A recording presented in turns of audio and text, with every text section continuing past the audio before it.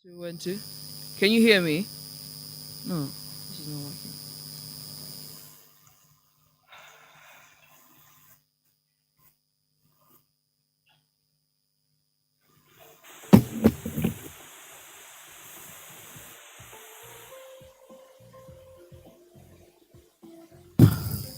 Mic check one, two, one, two. Yes, a very good morning to us all.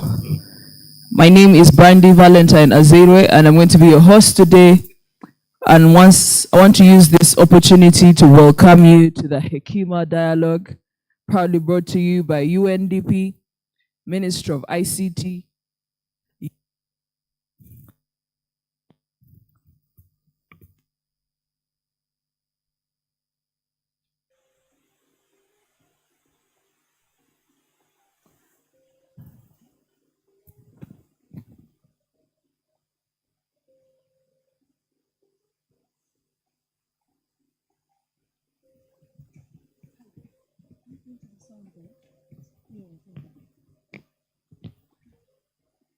Mic check one, two, one, two. Yes, I was saying, welcome to the Hekima Dialogue. It's proudly brought to you by UNDP and the Ministry of ICT and National Guidance. Our theme today is unlocking the potential of youth to spark Africa's development revolution. Now, I see so many young people in the room today, and you all look amazing. Please turn to your neighbor and tell them good morning. And then you follow that same statement with, how was your weekend? And if you've been asked how your weekend was, please don't lie to your neighbor. Tell them the truth. Yeah, but anyway, long story short, welcome to the National ICT Innovation Hub. This morning is going to be fruitful. We have so many people who are going to share nuggets of wisdom in regard to digitalization, innovation, and just how young people should just move forward in this digital revolution. My name is Brandy Valentine Azere, Communication Officer, Ministry of ICT and National Guidance. Allow me walk you through the program as we wait for some of our guests. One, I'm seeing we have even royalty in the building.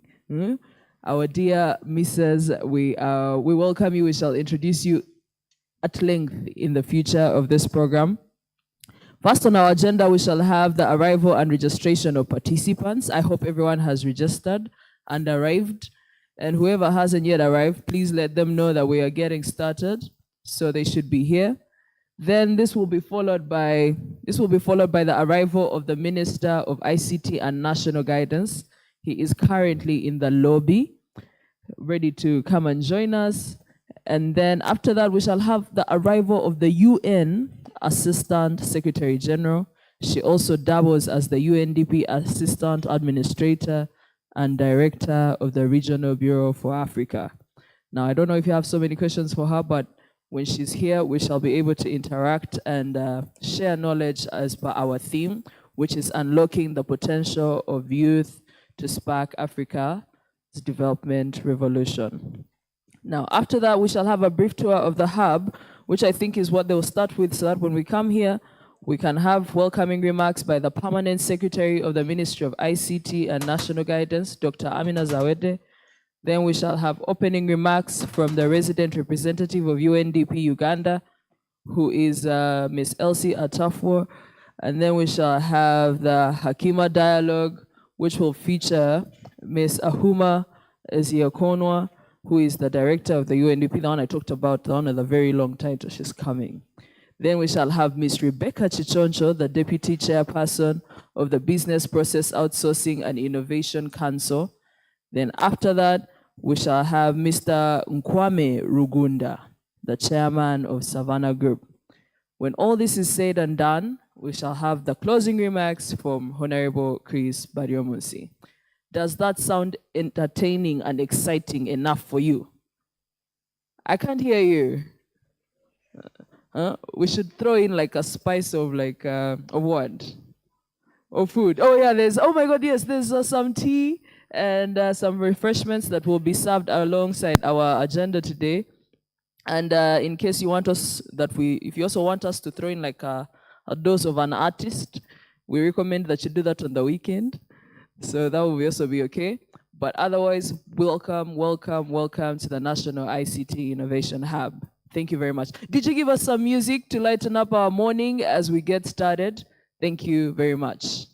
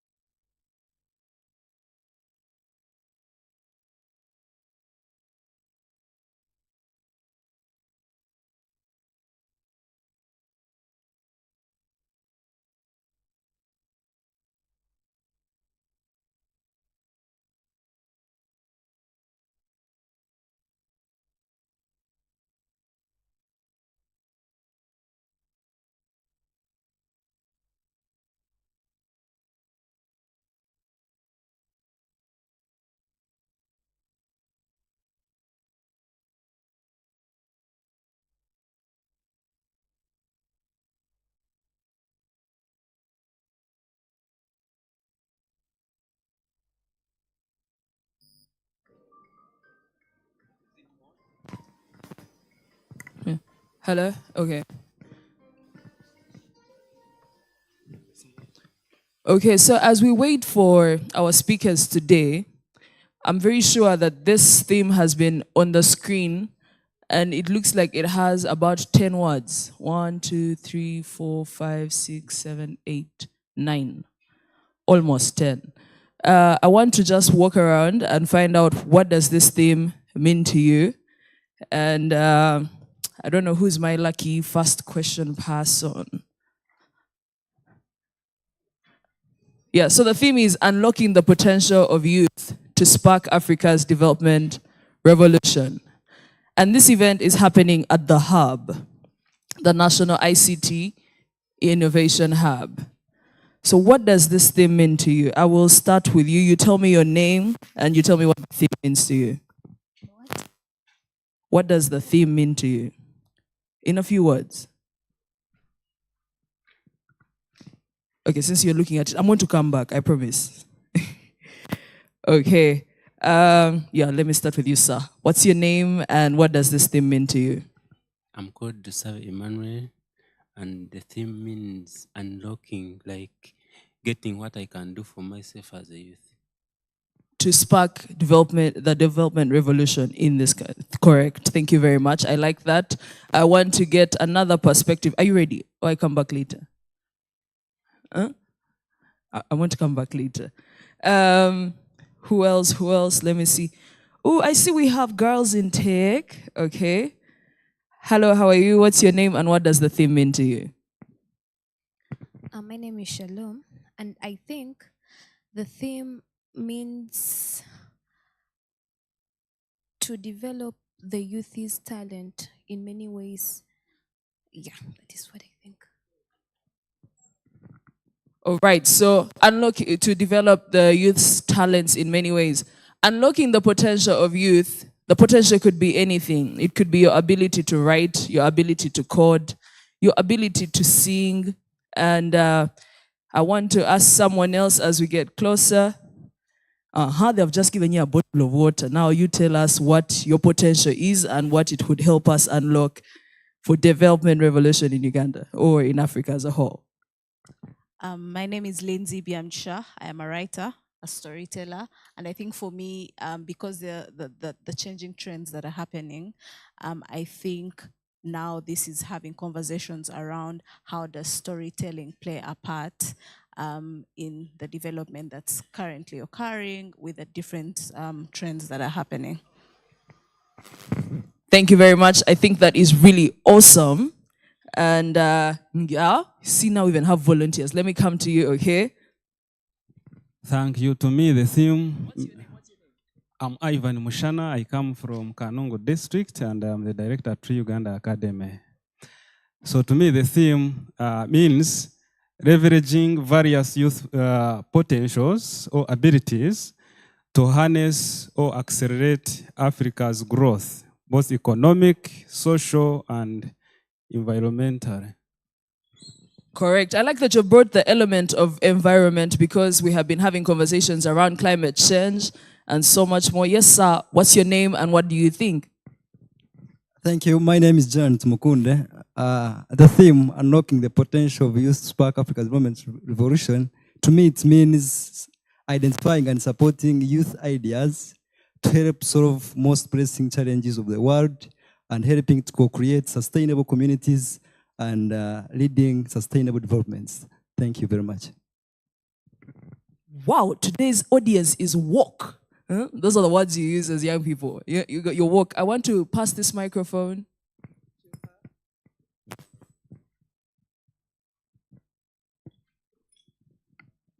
Good morning, everyone. My name is Shinana here.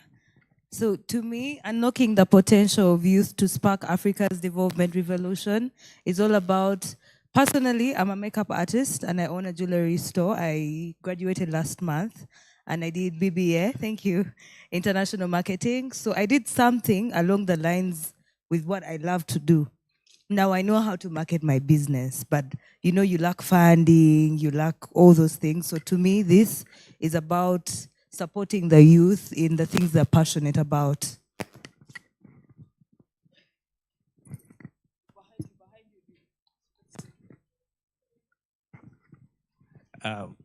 Thank you very much. My name is Paul Achaye, and I work with the Uganda National Students Association. Whereas youth have abilities to transform society, they have a lot of stumbling blocks along the way.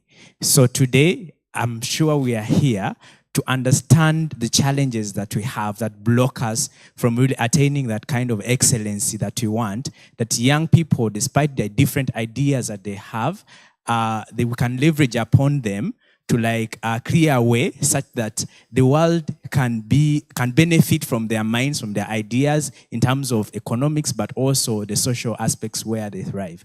Thank you.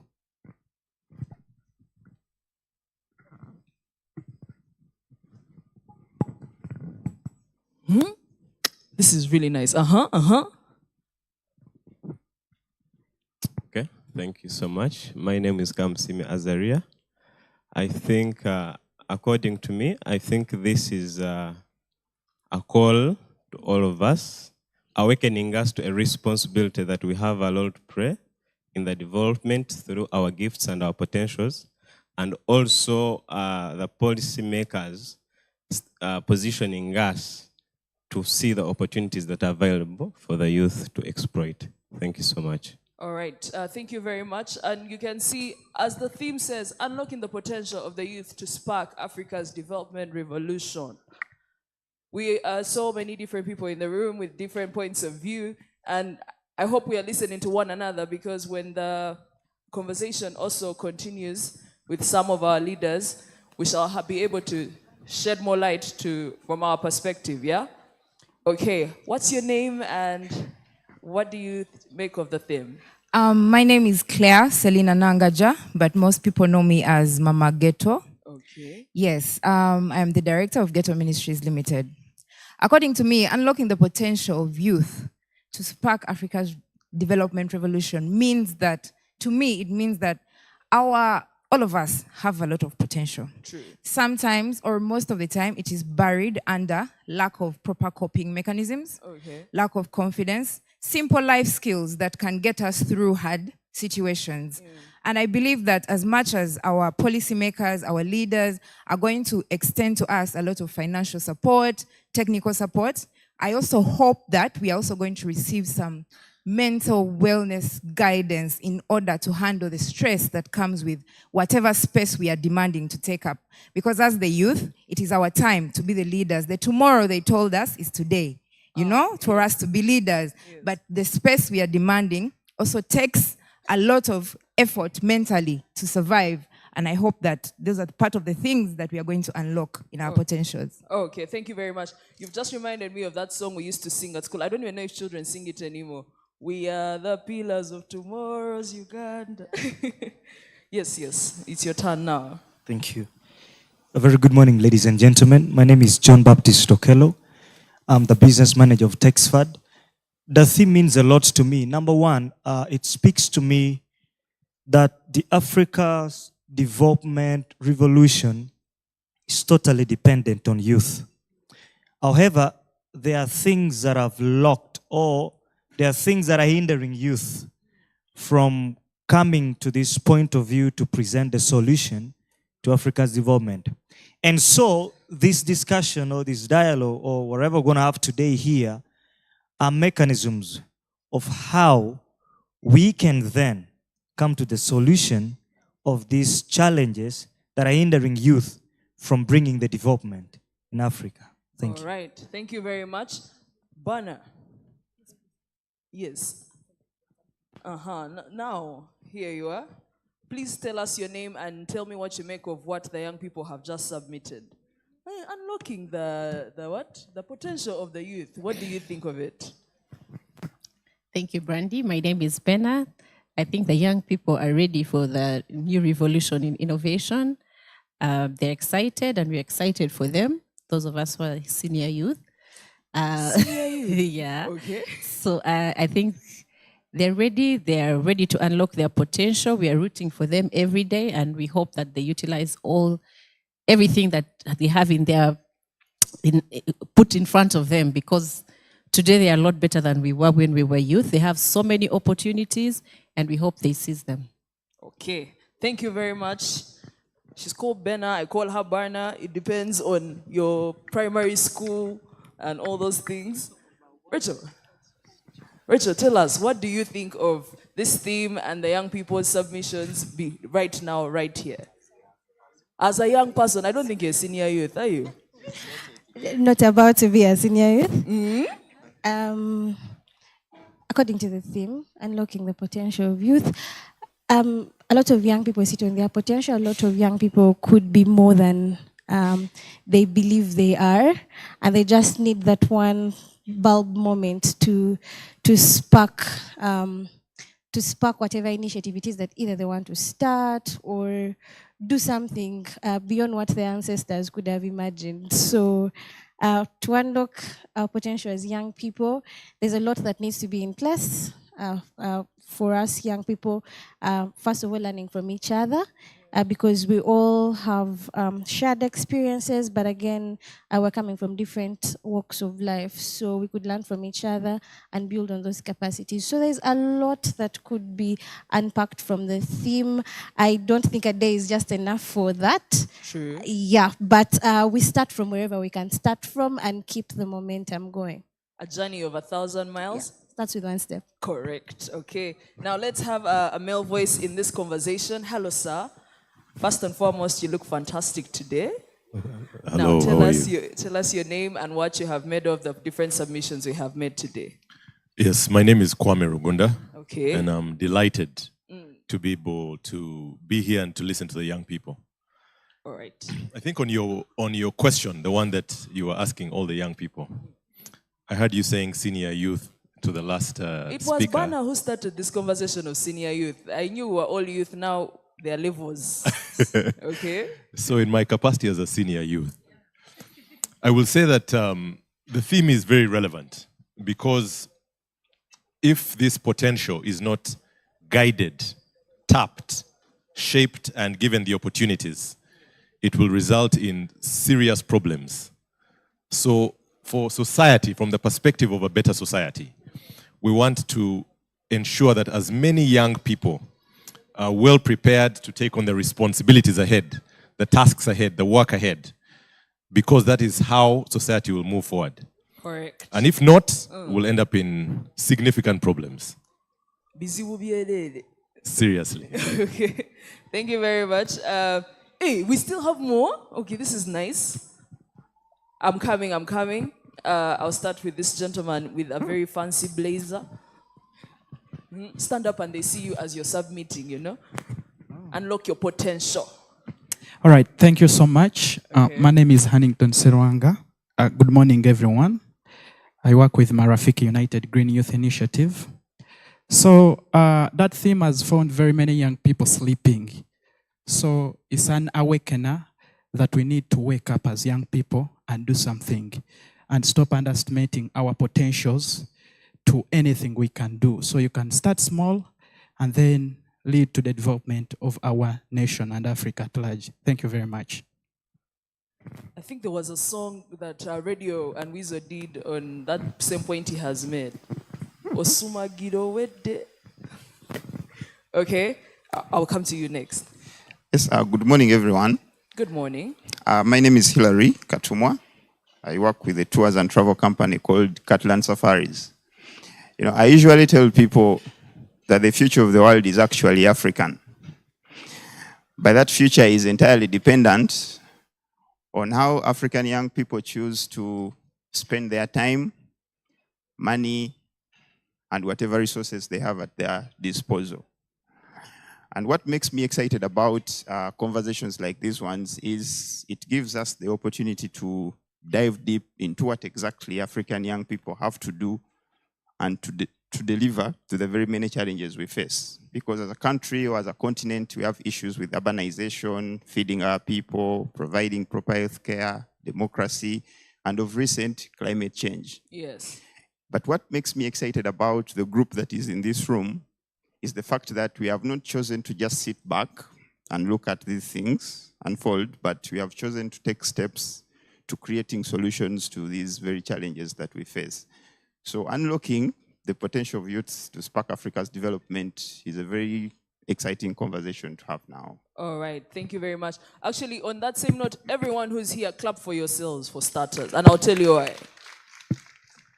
Today is Monday. You could have been anywhere. You could have been on sick leave for whatever reason, or you could have been doing something else, but you've chosen to be here to learn and share the knowledge that you have for the development revolution. So that's a good thing. So once again, a big hand clap for yourselves. Okay, one more. Our guests, our leaders, our friends, we shall define who they are by the end of this conversation, but they're almost here. So let's have one more submission and then we can welcome them. Your name and what you think of the theme. Ladies and gentlemen, my name is Nega Doreen. I am a member of the EU Sounding Board of Uganda. Understanding that Africa's greatest asset are young people, wherein we make a total of 60% of the African population. This brings to my understanding to the theme that the theme makes us understand that it's trying to tap into the capabilities of the young people. And the theme furthermore underscores our creativity, our innovation to drive Africa's transformation in line with Agenda 2063 of the Africa me and you want. Okay, thank you very much. That is really nice. I see we all have like a glimpse of what we're discussing today. We have a glimpse of what the theme is about, and I just have one more submission. Then I can ask one more person to speak, and then after that we can move. Thank you very much. Good morning, everyone. I'm Azida Navasa from Barara. According to me, the theme clearly shows the youth, we already have the potential to attain our goals. So it's a matter of solving the challenges, what we are facing, and we create an insight on how we can get a resolution. We move on and we attain our dreams. Thank you. All right, thank you very much. Yeah, please feel free. Okay, thank you. Hasahia Musa from HTM Wagofa Solutions, where we turn waste opportunities. According to the theme, first and foremost, I'm glad we are at the ICT hub. Yes. That the generation now is driven by ICT. And for any development, we need the applications and something, other stuff of the rated. So to unlock several youth's potentials, we have to deal with ICT-related stuff, and I'm glad we are here. I think we can unlock them using the ICT technology around, and youths are the point on this. Thank you. All right, thank you very much. Okay, let me hear it. Good morning, ladies and gentlemen. Good morning, sir. My name is Nicholas Mtunji, and I'm a student at Makerere University Business School. Well, about the theme, I feel it's that potential is everywhere, but opportunity is not everywhere. So I feel it's to bring insights into how to have a transformative mindset shift in how we view different things, maybe in the political landscape, socio-economic landscape, assuming that most young people are saying there is a lack of capital that prevents them from starting enterprises. But if they are brought to some awareness that you can actually do business without capital, then that kind of information and mindset shift that comes to them, they can be able to do a lot with just that information, with the networks and all that. So it's a really transformative mindset shift to enable Africa develop in different ways. Okay. Thank you. All right, thank you very much. Now we have a guest here, Miss Olivia Nyakarunji. Do you believe everything that the young people are saying? What is your point of view on the theme we are having today? Please introduce yourself and tell us what you think. Thank you, Brandy. My name is Olivia Nyakarunji, and I think looking at the theme today, unlocking the potential of youth to spark Africa's development revolution. Super, well put. And I've been listening to the youth here, quite energetic, brilliant submissions.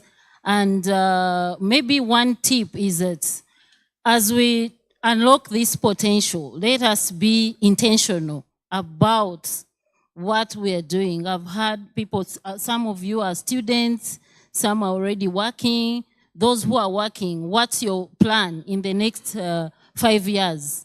This is January 2024. What have you put on paper for you to achieve by end year? So, and all this, when you look at development, what comes to your mind? How do you want to see yourself and Uganda? First Uganda, and how do you see yourself at the international stage as well? Do not focus also on being here locally. Look at where you'll be in the next 5 years at the Africa level, international level. Thank you very much. All right. Thank you very much. I think that is really, those are great nuggets of wisdom. And this has set the stage for our conversation today. People who are outside, please make sure you get seated. We are on national grounds. The security is clear. Once you're inside, you're inside. Once you're outside, oliwa welu. So please make sure you come back inside and then we can receive our guests. Yes, sir. How are you? What's your name and what do you make of our theme today? Okay, so my name is Biniam Meles or Benjamin. I'm from the Ethiopian refugee community in Kansanga. Okay. And I also come from Aspire Digital Hub. I'm a team leader there. So I'm very happy to be here and to talk about the potential of youth. But first of all, I just want to say thank you for the Ugandan government and the Ugandan people for being very welcoming and including us in all spaces and everywhere so we can voice ourselves and say something. Yes, on behalf of the Ugandan government and the people, you're welcome. All right, thank you.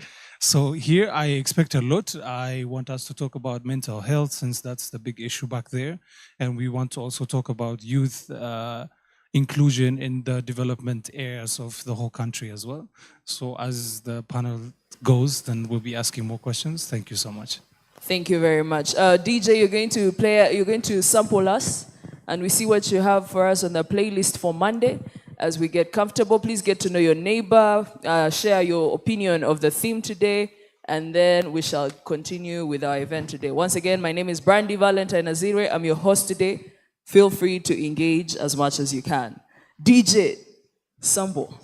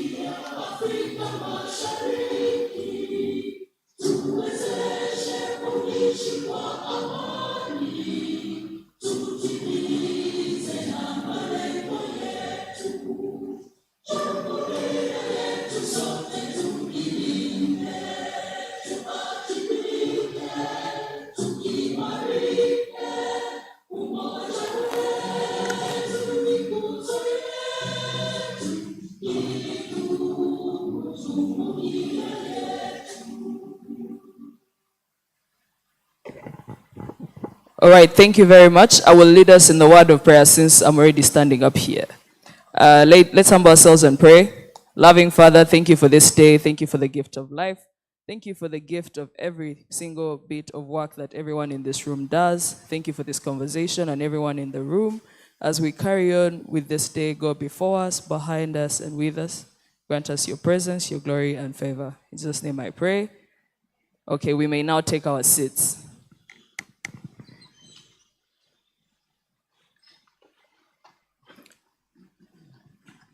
I would like to take this opportunity, one, to introduce myself. My name is Brandy Valentine Azere, Communication Officer, Ministry of ICT and National Guidance. Two, to welcome our amazing guests today.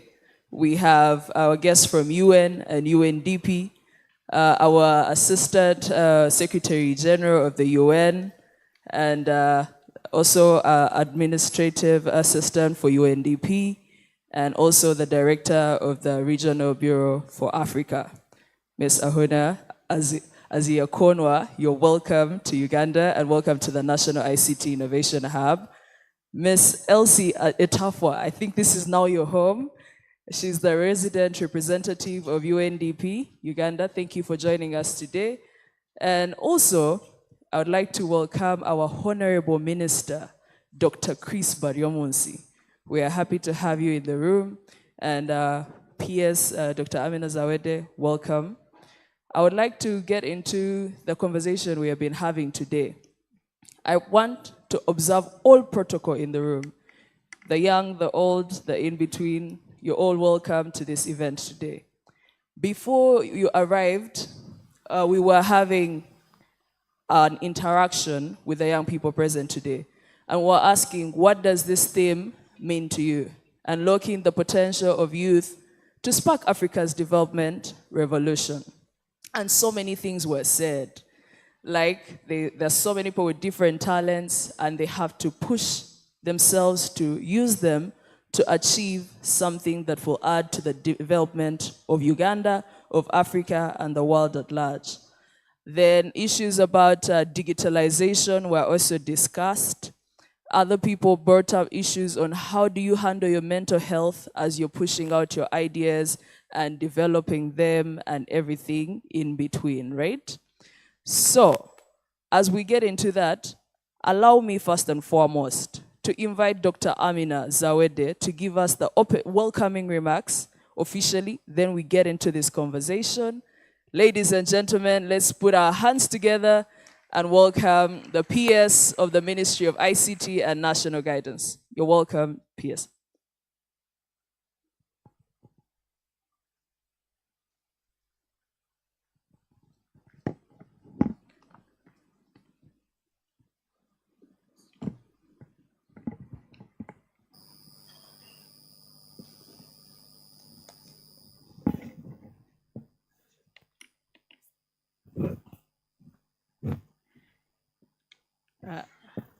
Hello. Use this. The United Nations Assistant Secretary General and UN Development Program Assistant Administrator and Director of the Regional Bureau for Africa, the Honorable Minister of ICT and National Guidance, the UNDP Uganda resident representative, together with your deputy, the executive representative of the executive director of UCC, Uganda Communications Commission, the chairperson of the governing council of Uganda Institute of Communications Technology, the principal, Uganda Institute of Communications Technology, our guests, the retired UNDP, newly retired UNDP representative, a resident rep from Tanzania, government officials present, private sector players present, our very young people who are the reason we are here today this morning, distinguished ladies and gentlemen, good morning to you all. It's a list of protocols, and I know young people don't want to waste time on that, but it is very important for you to learn who these people are. We welcome you all to the National ICT and Innovation Hub, and I am delighted that you have put aside time this morning at a very short notice for this. Allow me in a special way to welcome Miss Ahuna. I'm going to use her first name as we proceed. Ahuna, you're very welcome again to Uganda. She was a UN resident representative to Uganda sometime and had a heart and passion for Ugandan young people, for Ugandan women, and for all of us, the young, Brandy said the young, the old, the female, the male. Welcome back, Ahuna. I also, in a special way, welcome your advisor, Joy. You're very welcome again to Uganda whenever you come. Allow me to also express my ministry's appreciation for the support rendered by UNDP, among others, to refurbish this facility. This facility is one of a kind that we have today in Uganda. I believe you can all attest to that. We do not have an innovation hub with an auditorium, thinking spaces, a podcast room, and all that yet in the rest of this country. But this is a dream we want to take all over the country because as we put in place or as we enforce the UN Sustainable Development Goals of leaving no one behind, we want to establish such facilities or similar facilities in the rest of the country. The recent transformation of the hub is not merely cosmetic, as some may think, but it is a strategic endeavor designed to foster an environment brimming with creativity and innovation. This facelift is a catalyst over the past year, and we have seen the hub attract over 190% more youth-led enterprises and innovators compared to the previous year before we had the facelift. This remarkable surge is a clear indicator of the hub's growing influence and its vital role in shaping the future of our digital space. Sometimes we need to hear the numbers to understand the magnitude of what I am talking about. In 2 years, we have trained 53 women in data science because, data science is now the way to go. People have to understand numbers, have to make information-based decisions. And we have done that for 53 ladies, and we called it a Data Ladies Training. We have trained 676 youths and women in basic ICT and digital marketing. Then we have a DigiTrack in partnership with the Ministry of Gender and Labor. We have trained 2,287 youths and women across 13 districts.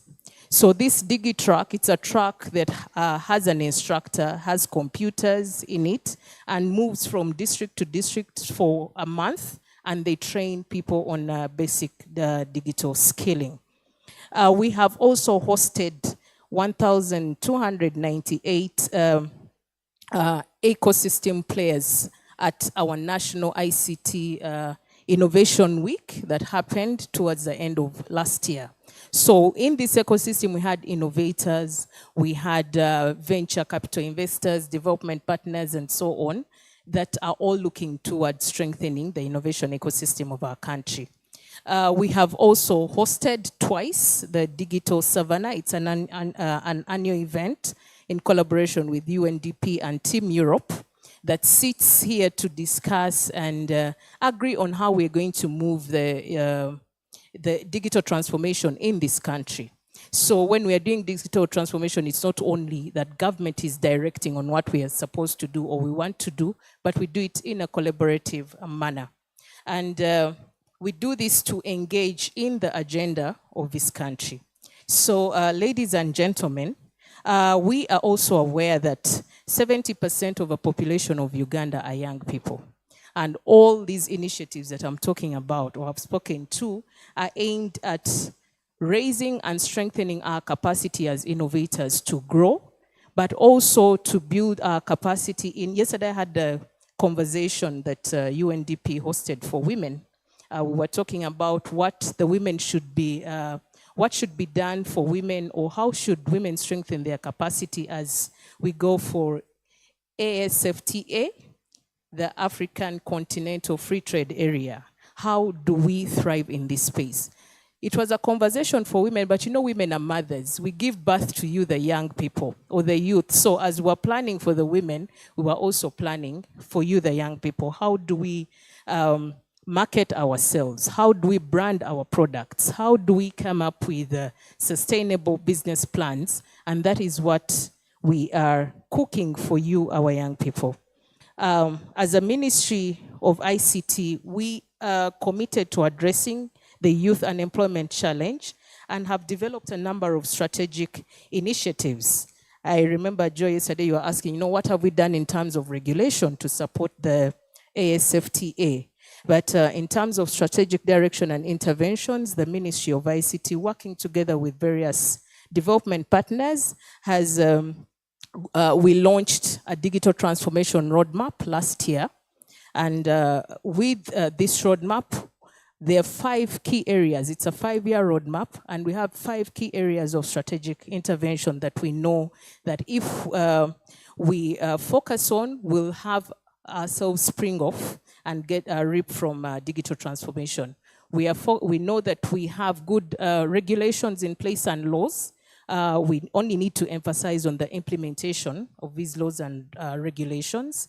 But so now our focus is on the infrastructure. You know, we need to have connectivity in all corners of this country, cross-border connectivity, connectivity in the districts, in hospitals, in schools, in administrative offices and all that.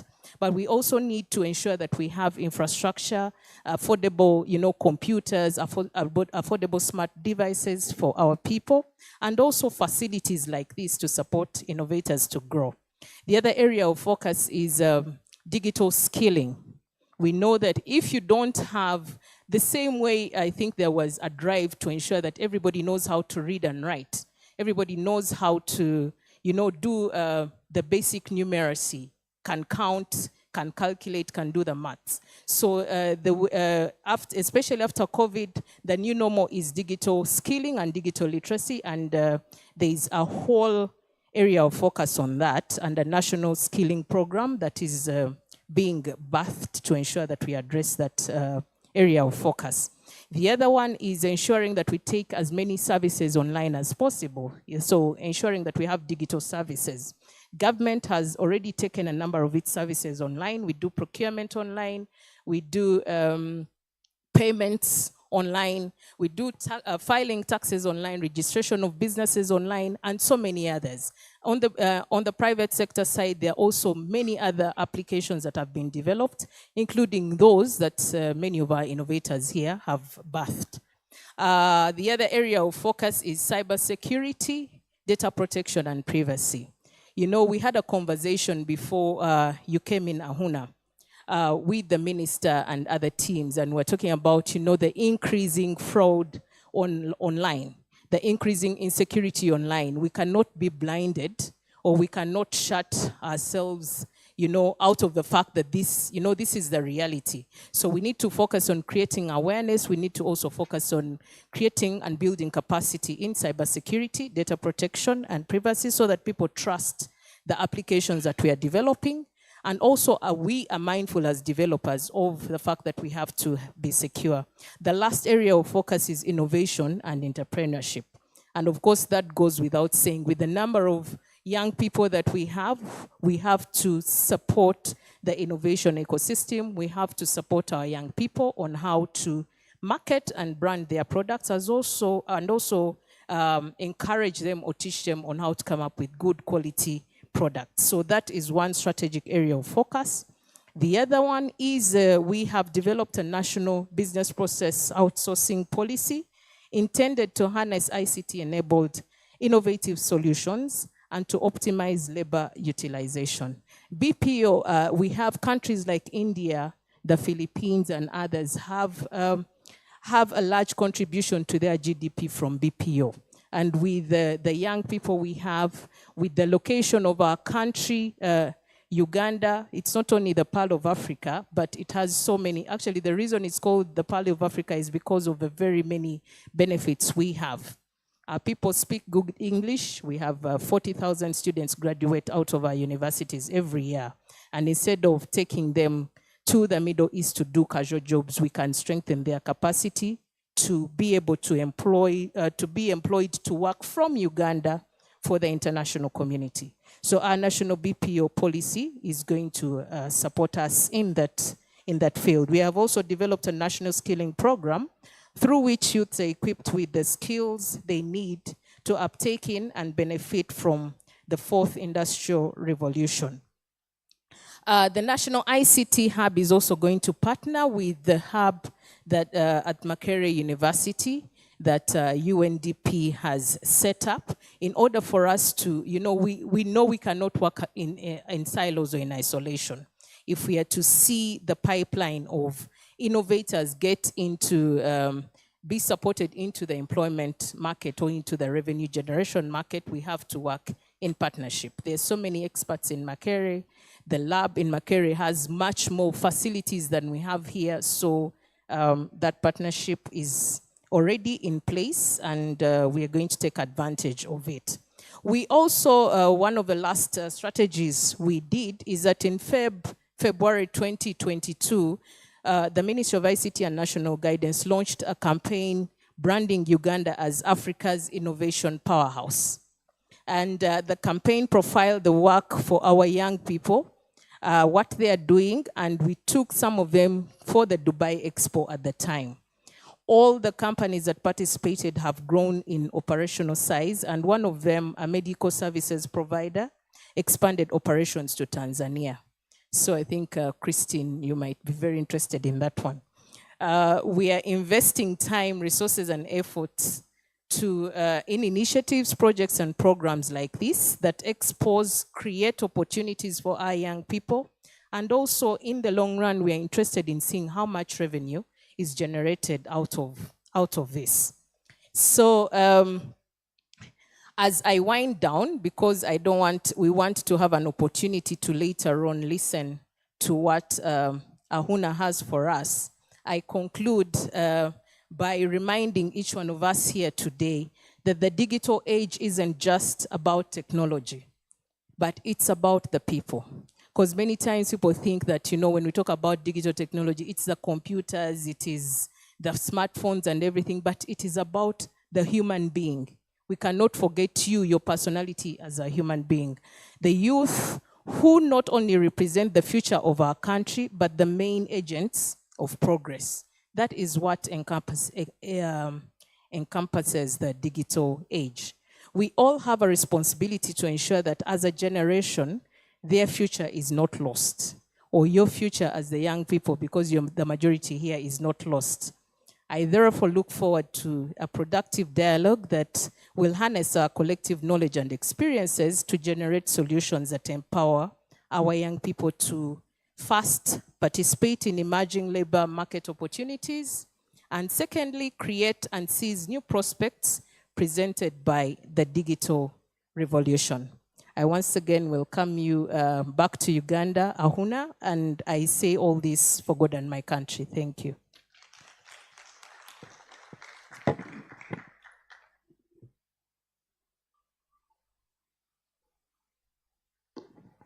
All right, another round of applause for Dr. Amina Zawede. Now, before we get into the remarks of our next speaker, I would like to also acknowledge the presence of Ms. Sheila Ngatia, the Deputy Representative of the Deputy Resident Representative of the UNDP Uganda. She has been supervising also the renovations that have been happening here. We are grateful to have you. And then in our midst, we have Dr. Joy Kategekwa. Yes, the strategy advisor of UNDP Africa. Thank you very much for all the advice you give UNDP on strategy. And also she is a founding head of UNCTAD Africa. UNCTAD was happening on the sidelines of G77 plus China. the third South Summit. Does anyone know UNCTAD in full? I have 10K. Yeah, so anyway, UNCTAD in full is the United Nations Conference on Trade and Development, and she has been a founding head, so thank you for joining us today. Now, the hashtag on Twitter for this conversation is the Hekima Dialogue. Feel free to post your experience and your questions. We'll go check them out, and then we can bring them right here. Now, ladies and gentlemen, join me in welcoming Miss Elsie Etafwa to come and give us her remarks. She has spearheaded the renovation on the side of UNDP. We now have a podcast studio. Then in partnership with UNDP, we were able to also have a digital transformation roadmap. Ladies and gentlemen, heavy is the head that wears the crown. Let's put our hands together and welcome Elsie.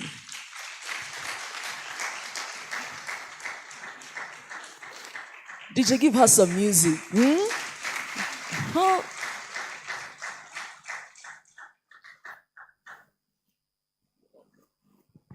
And a round of applause for Brandy as well. She always does a fantastic job. Good morning, everyone. Good morning. You know, you're youth, so let's have some energy here. And it's a dialogue. Good morning, everyone. All right, in a special way, let me recognize United Nations Assistant Secretary General, my boss, and also the Director of the Regional Bureau for Africa, Madame Ahuna Eziakonwa. Welcome home.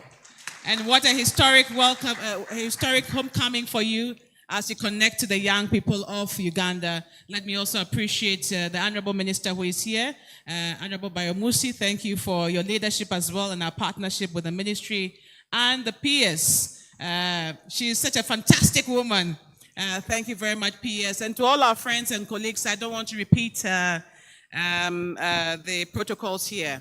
I don't want to say much because I want to leave room for Her Excellency Ahuna Eziakonwa to inspire all of us. So let me not talk too much today, but let me just simply say, why are we doing what we are doing?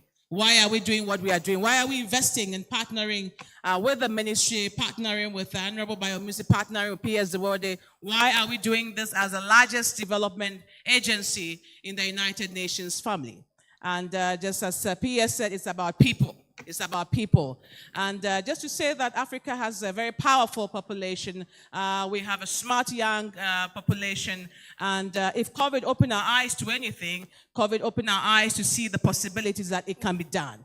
And therefore, as young people, as Ugandans, and I said earlier on a couple of weeks ago, days ago, that when we say for God and my country, what does it mean for us? And I just want to say that it's very important for us to focus on the country, even if you are not religious, focus on the country. Why are we here and why are we doing what we are doing? We are doing this for the people of Uganda. It is a country with so much potential. It is a paradox that we have so much, yet our people wallow in poverty in certain spaces. And therefore, it will take you and myself to be able to bring the change that we want, the Uganda that we want, the Uganda that is prosperous. And that is why we are partnering with you all to inspire and to say, what are the development solutions that we need in our times to be able to do what it takes for Uganda to be where it is today. So this morning, I just want to say that let's inspire one another. Let's begin to vision what Uganda should look like, the Uganda that we want, and therefore the solutions through technology,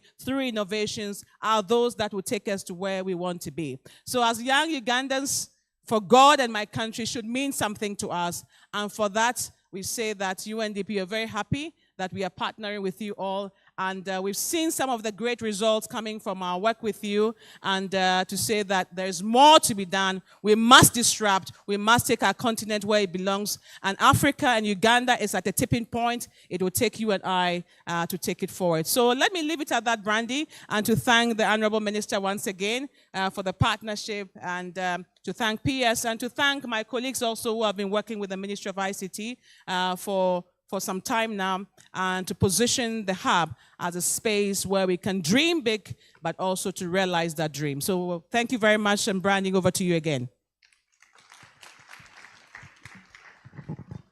Thank you very much. They should have played for you our song. Yeah.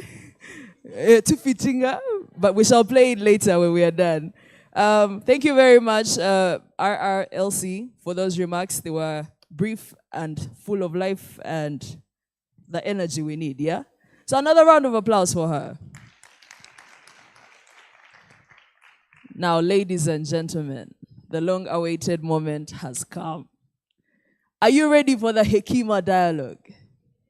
Do you know what Hekima means? It means wisdom, yeah? Wait, where's Nicholas? Yeah, it means wisdom. It means words of wisdom. So we are ready for it. And on our panel today, one, I'll start by inviting our moderator, Awel. Please come and take the seat so that you can guide the formation of this panel. Put your hands together for Awel. He goes by his first name because he's too cool. He will give you more information as time goes on. And then I will also take this opportunity to invite Ms. Rebecca Chichoncho, the Deputy Chairperson of the Business Process Outsourcing and Innovation Council, Vice Chair. You're welcome. Mr. Nkwame Rugunda, Chairman, Savannah Group. He came looking fresh today just to share words of wisdom. A round of applause for him. And then the one and only. Are we ready? Are we ready? Ladies and gentlemen, let's put our hands together for Miss Ahuna Ezekonwa, the Assistant Secretary General to the UN and the Administrative Assistant of UNDP and the Director. Actually, let's see and get on our feet because it's so amazing that she's up here. Welcome, welcome, welcome. Welcome to this amazing conversation. Awel, allow me hand over this panel to you, and I'll be down here for audience engagement, and let's keep this going. Once again, a round of applause for our panel.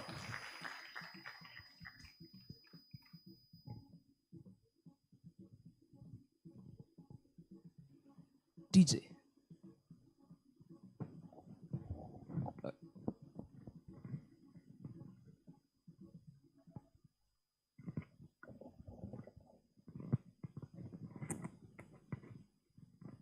Can you hear?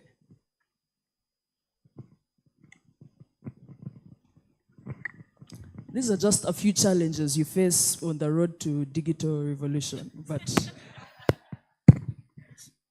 Hello, good morning.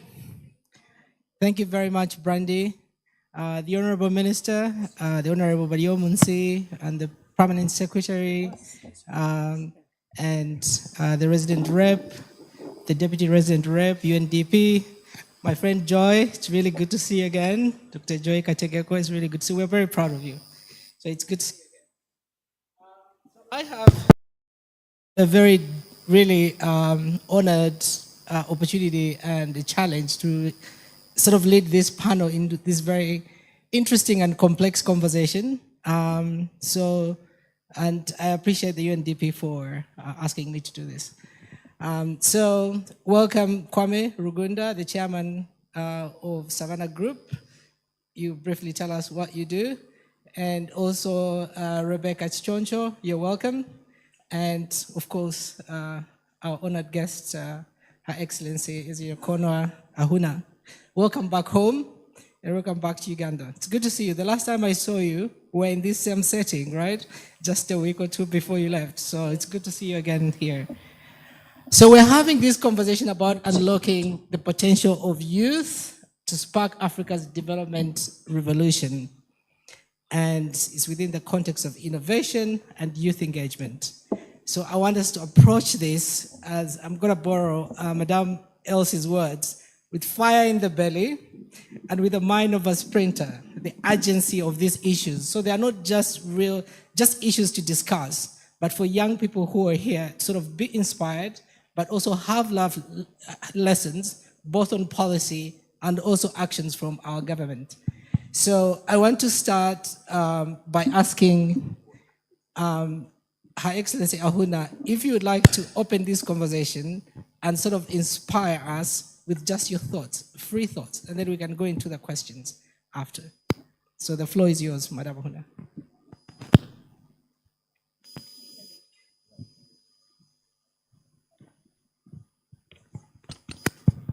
Good morning. Are we still in the morning, right? Yes, we are.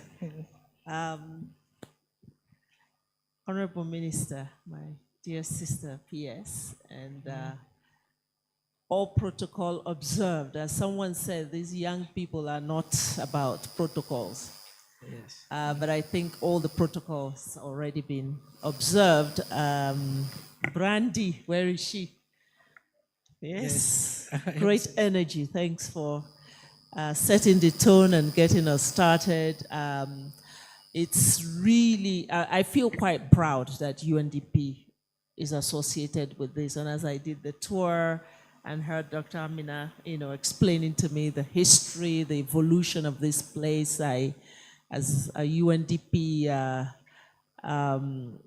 practitioner here, I felt this is exactly what sort of thing that we should be doing. So I also want to thank our res rep and her team for having the vision to invest in this place. Every time, I take the stage and people expect that I will inspire, I secretly say to myself, actually, most people don't know that those of us in leadership positions need inspiration.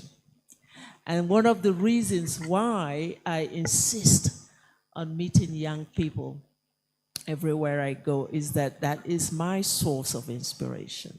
That is what keeps me going. That's what gives me hope.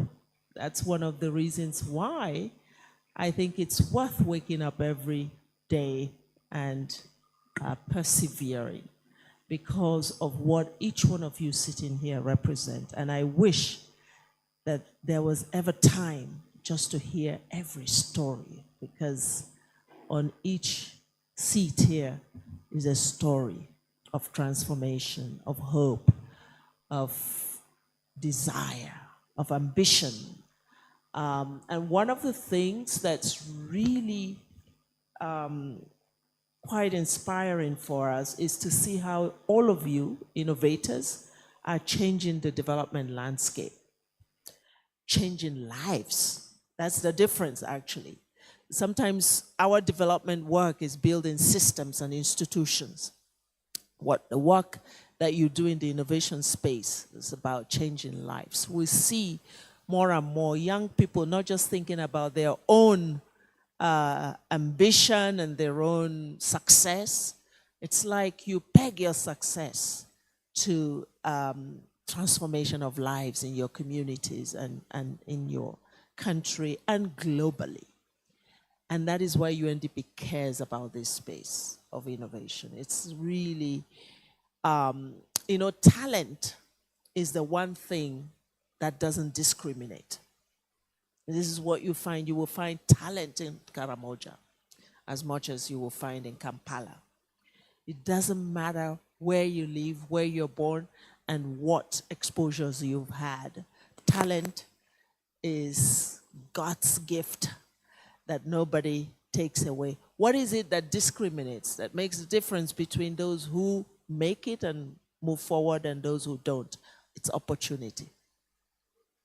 And what a center like this presents, PS, is that opportunity for that talent to flourish and cross borders. And as UNDP, we are trying to make prosperity a shared commodity, so that we're not talking about a world where only a few have the opportunity to live a life of decency. As human beings, we all desire one thing, is to live in dignity and with decency. And whatever we do, what underpins that is your ability to actually live out your potential, to work. And what is the least available thing today is work for young people. It's jobs. And so we create spaces where people can actualize their dreams and liberate their talents, not only for their own advancement, but for the advancement of development. So I am I will. It's good to see you again. And yes, I now remember some of the sessions that we had. And I'm really excited about the opportunity to listen to you in this dialogue and to be inspired so that we as UNDP, from where I sit, can do more and continue to make the case for development to be about this, investing in opportunity and in our people, and particularly our youth. Thank you. Thank you so much, Madam Ahuna. Very good to get a sense that you still have that same level of commitment that we saw so many years ago. My name is Awel Uihanganye, and in terms of work, I support the Vice Chancellor at Makerere University in designing the advancement strategy for the university. And one of the strategies they're putting in place is innovation and in driving the university going forward. And of course, UNDP is a strategic partner with Makerere University doing that. I'm also an associate at UNDP since your time, still today. So I'm privileged to also do some work with UNDP.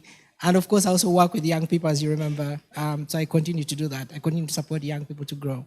So from your comments, I think it's good to tap into Kwame's thoughts. Kwame is an entrepreneur in this technology space. I think the first person who educated me about the fourth industrial revolution and all the associated technologies that come with that, AI and Internet of Things and all that, was from you, Kwame. And I know that you've been really resilient and persistent in the way you've built your business, but also in proactively working with government to sort of expand the policy space that enables this sort of emergence of these technologies to serve community and the country. It would be great to have your perspective on this topic in tapping into the conversation, how Madam Ahuna opened for us. So I'd like to hear your thoughts. Thank you so much, Awel and Madam Ahuna. It's a pleasure to see you again. And thank you for those remarks. I think I'll just segue from what you were mentioning and respond to what Awel was saying. There is one of the first unicorns in Africa. Unicorns are these companies that achieve $1 billion. One of the first unicorns in Africa, which has operations in Uganda, is a company called Andela. And Andela has a very interesting tagline, and it's exactly what Madam Ahuna mentioned. As its tagline, Andela says, "Brilliance is evenly distributed, but opportunity is not." And that is extremely captivating. And it really resonates with what you're saying. Across the continent, across our country, there's so many intelligent, brilliant, and talented people. But what makes a key difference in order to realize that is the opportunity and exposure that they are given. If you think about our country 100 years ago, 100 years ago is when we had the first generation of Ugandans going to school, about 100 years ago.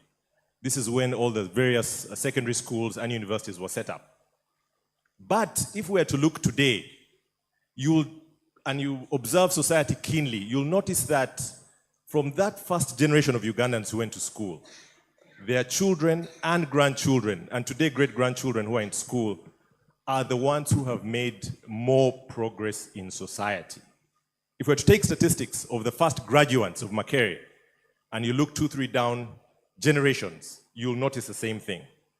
But that is 100 years ago, and that was literacy. Today, 100 years later, it's the same thing, but in this case, digital literacy. And so the benefits from educating themselves as is being realized today is the exact same thing. Those of us today who are able to grab digital literacy as deeply, intensely as possible. The PS was speaking a few minutes ago about data science. Those of us who are able to equip ourselves with a myriad of skills related to digital literacy will, for generations to come, realize the fruit, will, for generations to come, realize the benefits. So this is a very important thing. And that is one of the ways of unlocking the potential for the young people. Our organization called Savannah, which I chair, is a Pan-African organization focused on building ICT solutions as well as providing advisory services. And we take on and hire many young people. But more than just taking them on, we also are able to, we work hand in hand with the government in order to prepare them. We've worked closely with the Ministry of ICT and the government of Uganda because we believe strongly in this thing called the fourth industrial revolution, the point that Awol was just speaking about. And I'll just briefly touch on it before I hand the mic back. What is this fourth industrial revolution? It is a convergence of a series of technologies that are happening. And just to recap history, the first industrial revolution happened at the time when the steam engine was being born. And so we saw steam, we saw ships, we saw Europe significantly advance. The second industrial revolution was at the advent of electricity, which both literally and metaphorically lit up the world. With electricity, so many things changed. People were able to work at night. Before that was absolutely not possible. Factories were able to be created, and so on. And at each of these points of industrial revolution, there's an inflection. Society leaps forward, society jumps forth. If we paid attention to the president's remarks at the non-aligned movement, when President Museveni was speaking, who is now the new chairman of the non-aligned movement, this is where we clap as Ugandans. When our president, who's the new chairman of the non-aligned movement, was speaking, his introductory remarks were extremely poignant. He said that as one who has taken time to study how society has developed, he said that the key thing that primes society changing is science and technology. So as we spend time imbibing information and knowledge on science and technology, we are the change agents that will take our nation forward. We saw that in the first, the second, the third, with the advent of the internet. Just a few 20, 30 years ago, all the things that we are doing today are underpinned by the internet. All of us in this room have phones. All of us are transacting. All of us are sending messages. All that is underpinned by the internet. And today where we are, in my closing point, is the fourth industrial revolution. First, second, third have been spoken about. As I speak about fourth, I want us to keep this in mind and to keep the president's remark in mind. At each of these inflection points, at the core is science and technology. Those who are able to harness, those who are able to participate, those like the generation of Ugandans 100 years ago who went into education, those who get involved in digital education today are the ones that are going to ensure and see that Uganda takes off at this inflection point, takes advantage of this inflection point. And these fourth industrial revolution technologies are a convergence of a myriad of technologies, spanning cybersecurity, as the PS was just mentioning, artificial intelligence, blockchain, which is an area I work quite intensely in, Internet of Things, and many others. In conclusion, I will state that as young people, take keen interest in what is happening globally. At a global level, you'll notice that if one is to look at the top 5 or 10 billionaires globally, you'll notice that all of those, majority, about 80%, are in the technology industry. By you paying attention to the technology sector, you'll be able to identify, analyze, and see, how do I participate? Can I participate as a programmer? Can I participate as an educator? Can I market this technology if my skills and abilities are in marketing? And once you are able to understand the landscape, see what is happening globally, then you will be able to make an informed decision as a transformer playing in the technology sector, and that will help us unlock the potential of yourselves to take our country forward. Thank you. Thank you, Kwame.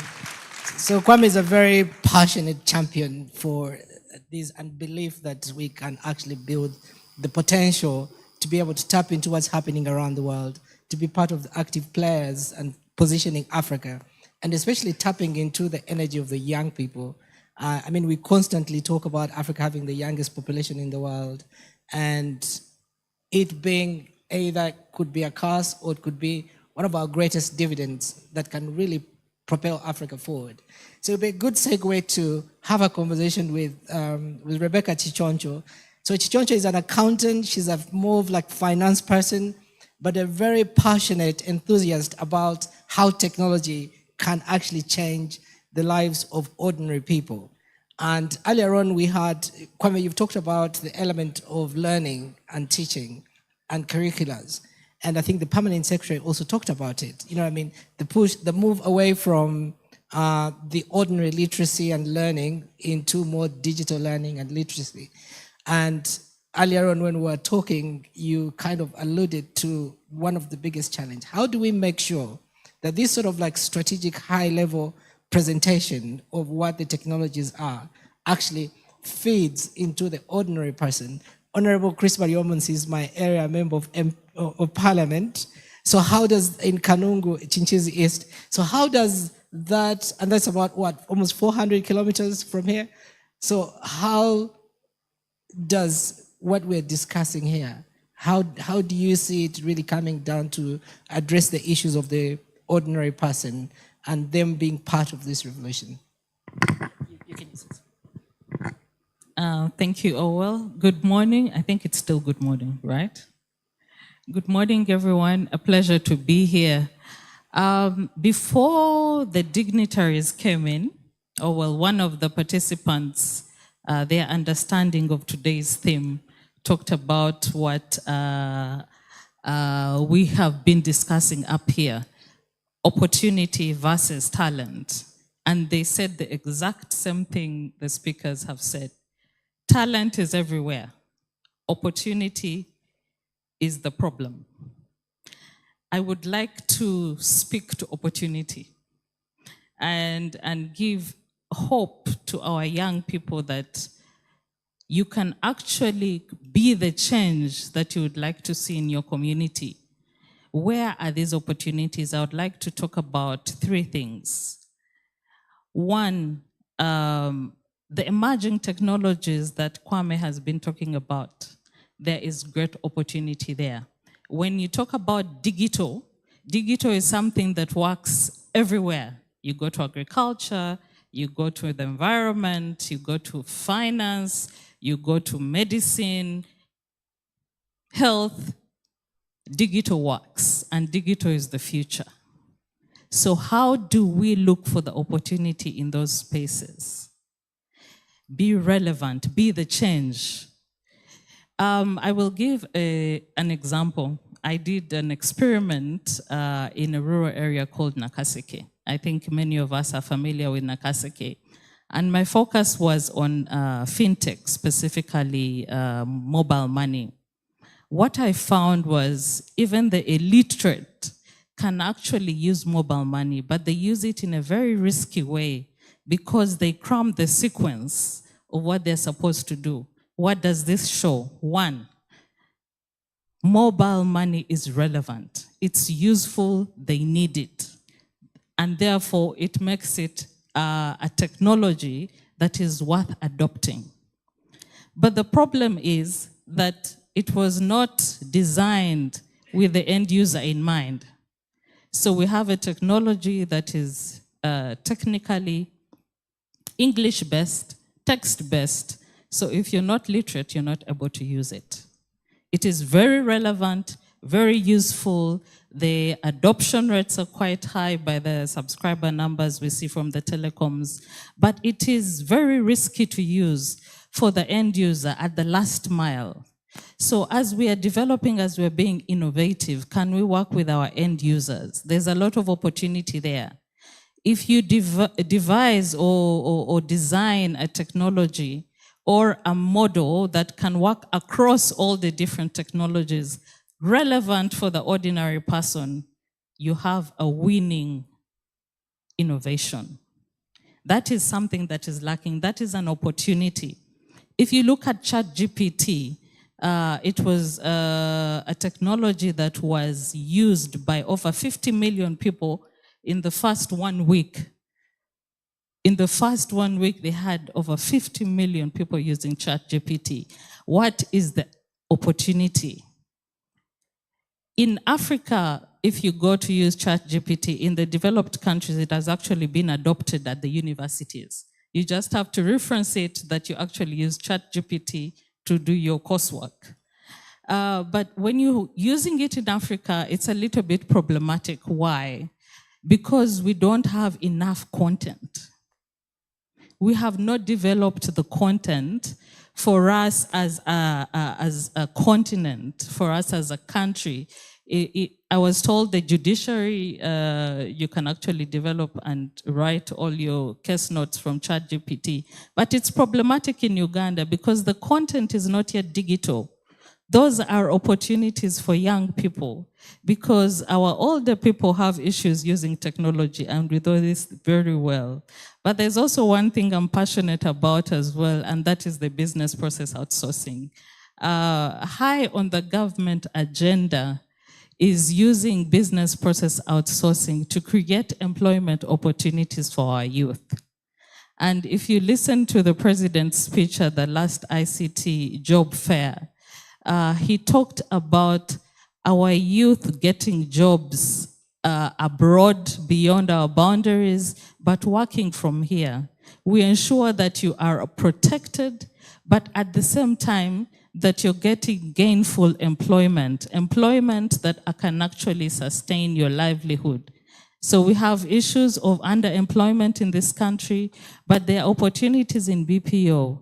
You can actually change and have impact in this country in the BPO sector.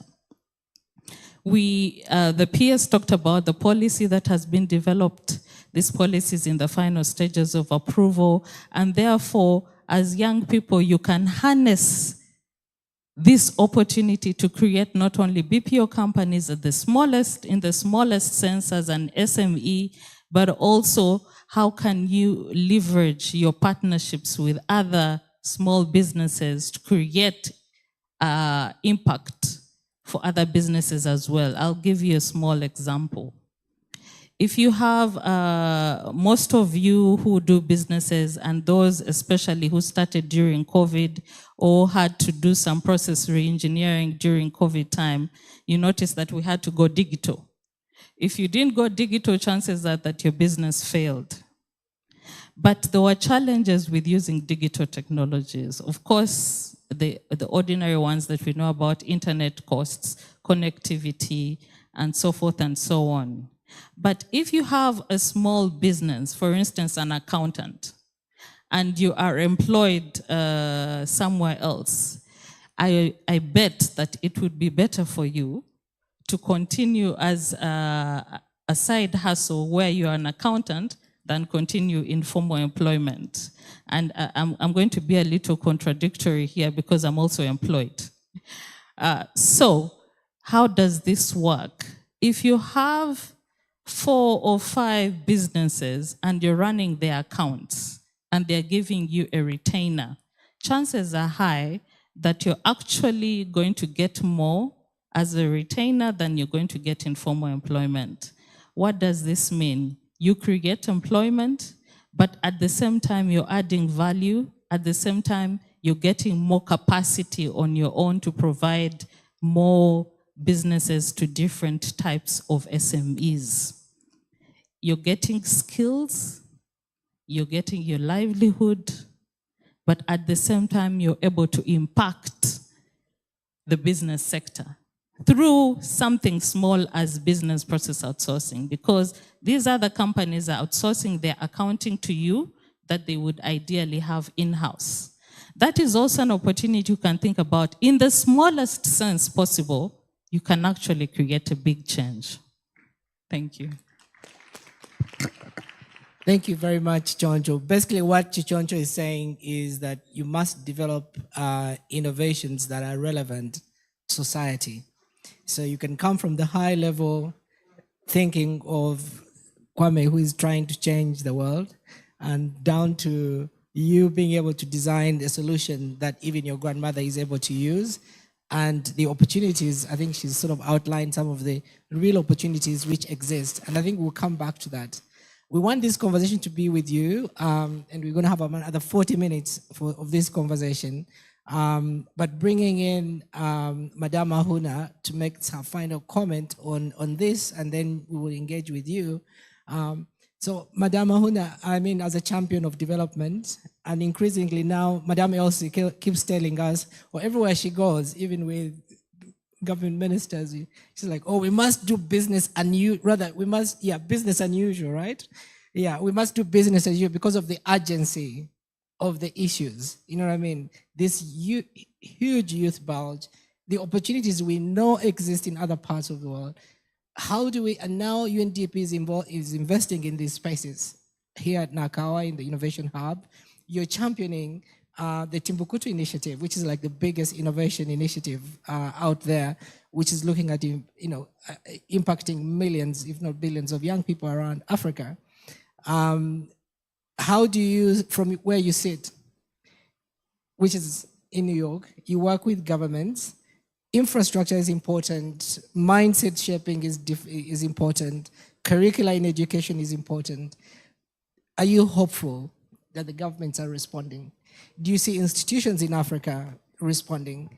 How do you've been here now, you've engaged with UNDP here, you're meeting Makerere tomorrow, you're launching the first of the pods that you've initiated.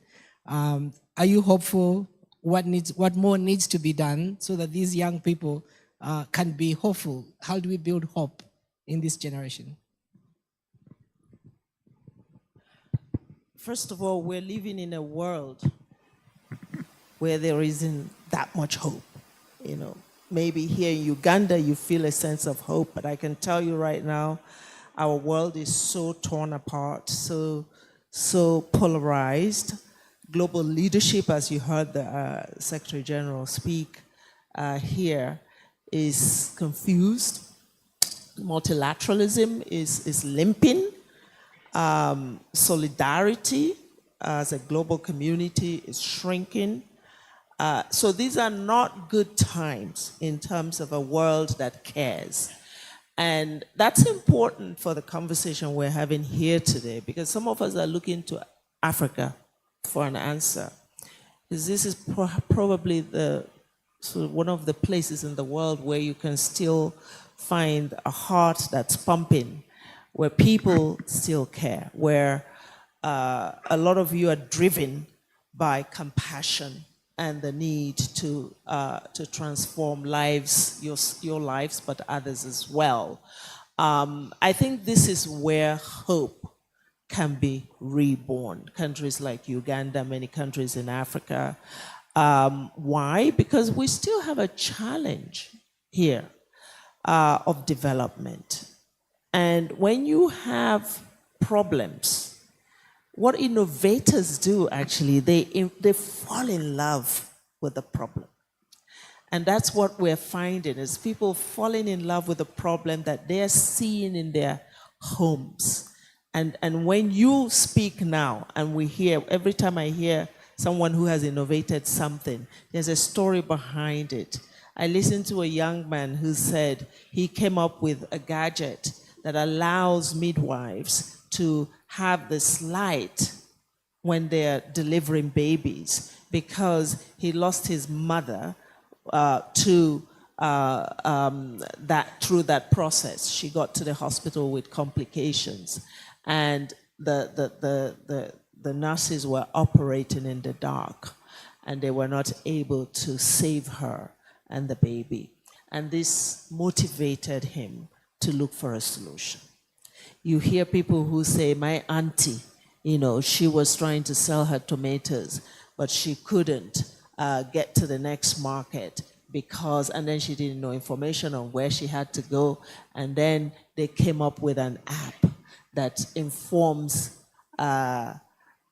farmers on where they can trade and get more money for their products. Every single problem has a solution, and you are all in your small ways discovering this the ways. This is really a great story for all the people working in development, because what we're trying to do is find solutions to development problems, challenges.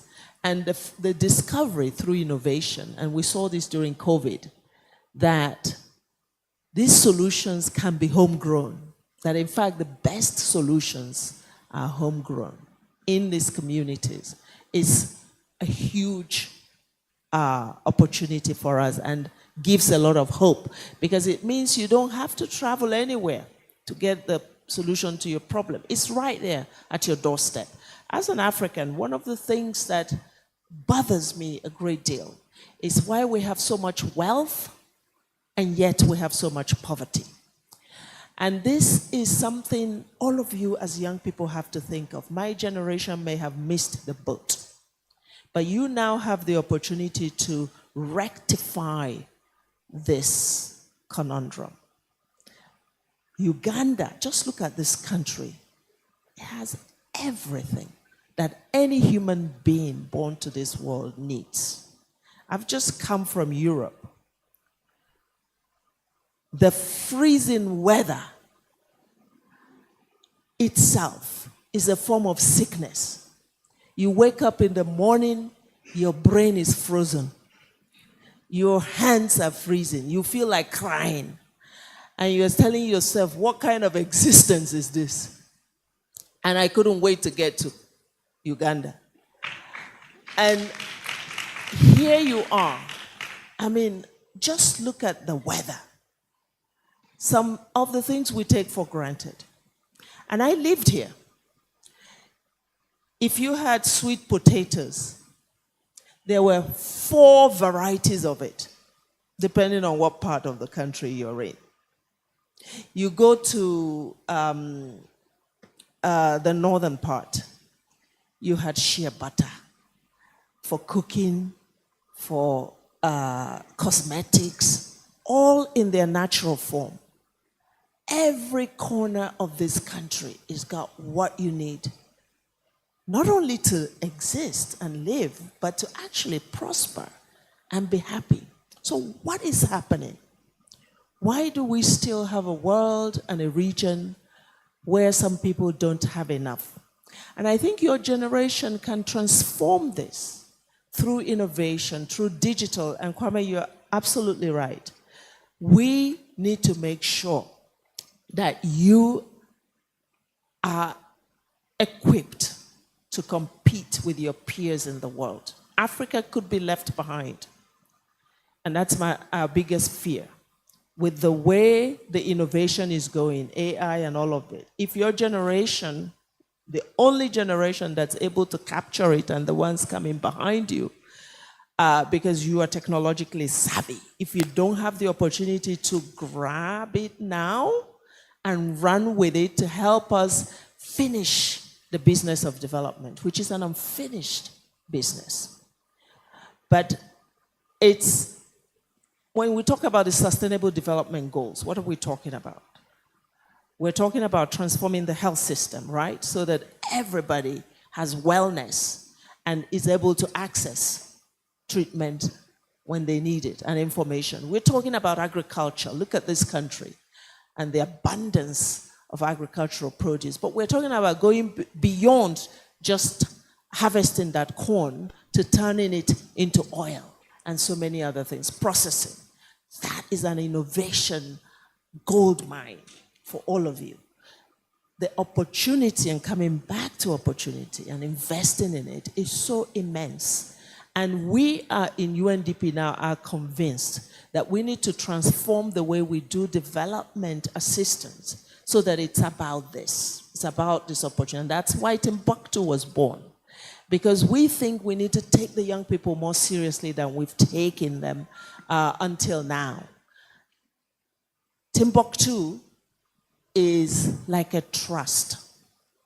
We're saying, in Africa, we rarely trust our young people. Because you don't expect that young people have that much value. You know, you haven't grown, you're not mature, you have so... But this needs to be reversed now because the wisdom, the talent about what matters today exist with young people. And that's why we want to invest in an opportunity like Timbuktu, which is a $1 billion fund that we are mobilizing as UNDP with partners to take seriously the kind of ideas that are being mined in places like this. Take them from ideas to industry. This continent needs industrial level establishments. We can't just go from pitch to pitch, from hackathon to hackathon with 2,000 here, 1,000 there. We need to think seriously about scale, and Timbuktu is about scale. Governments, are they coming on board? Is there reason to hope? Now, Timbuktu was launched in Davos with two presidents, President Kagame of Rwanda and President Nana Akufo-Addo of Ghana. For us, that was symbolic to say that governments and leadership at that highest level have recognized that they've got this jewel in their hands. And that is why this is a ministry, the Ministry of ICT, where this center is anchored. And I was asking Dr. Amina, how is this sustained? There is a budget, a national budget. Why does the government of Uganda care? Because they know that this is the future, this is the hope, this is the only thing that's gonna make it happen. So we are finding country by country on this continent that even governments are getting it. Institutions are starting to respond to this. It's an existential issue. And that too is an opportunity for you to grab and say, governments are now about removing the obstacles. That's all we're asking them to do, actually. Remove the obstacles in the regulatory environment, in the legislative environment, and these young people will be unstoppable. And they're starting to get it. So am I hopeful? Absolutely. Thank you, Madam Ahuna. Thank you for that confidence that the systems are responding to the needs and aspirations of these young people. Because I think that's very important, that the hope that we give is real and is rooted not just all the way from the institutions that provide, like the Ministry of ICT, but also institutions like Makerere University, where you're going to be to launch the port tomorrow, and the promise that presents. So two things. Some young people send me two questions, very simple questions. And I know we have the disadvantage of having prized people like Ahuna in our conversations, and there is always demand. So an urgent notice has come, and unfortunately she has to leave, but our conversation is going to continue. You talked about sweet potatoes and some of the interesting things for you about the things that remind you of Uganda. But a young person asked me to ask you, because they want to connect with you personally, if you were a tree, what would that be and why? If you were a tree, if you had come back as a tree, in another life, what would that be and why? What? Yes, yes. Okay. Do you want to? Yes, I would choose the palm tree. And why? Because every single cell of that tree is useful. From the palm frond to the stem. I know maybe you expect me to say banana tree, because they're also matoke. There also you can use every bit of it. I was seeing all the innovators using the stem to make even hair. But I chose the palm tree because I grew up in the midst of palms, and I saw how transformative, how it's just like gold. Basically you can get everything you need from this tree. Thank you so much. I hope the person who sent the question, you got the inspiration. I think we're all inspired by you. Thank you so much for making this time. Again, like the downside of having people like you is always in very short doses. Would have loved to have you stay a bit longer, but the panel is going to stay so that we can continue this conversation. So please don't be too discouraged that Madame Ahuna has to go because she's needed somewhere else. So at this point, I'd like to take the opportunity to invite the Honorable Minister for ICT and National Guidance, the Honorable Chris Bariomunsi, to make comments, and then we'll let Madame Ahuna leave. You're welcome, sir.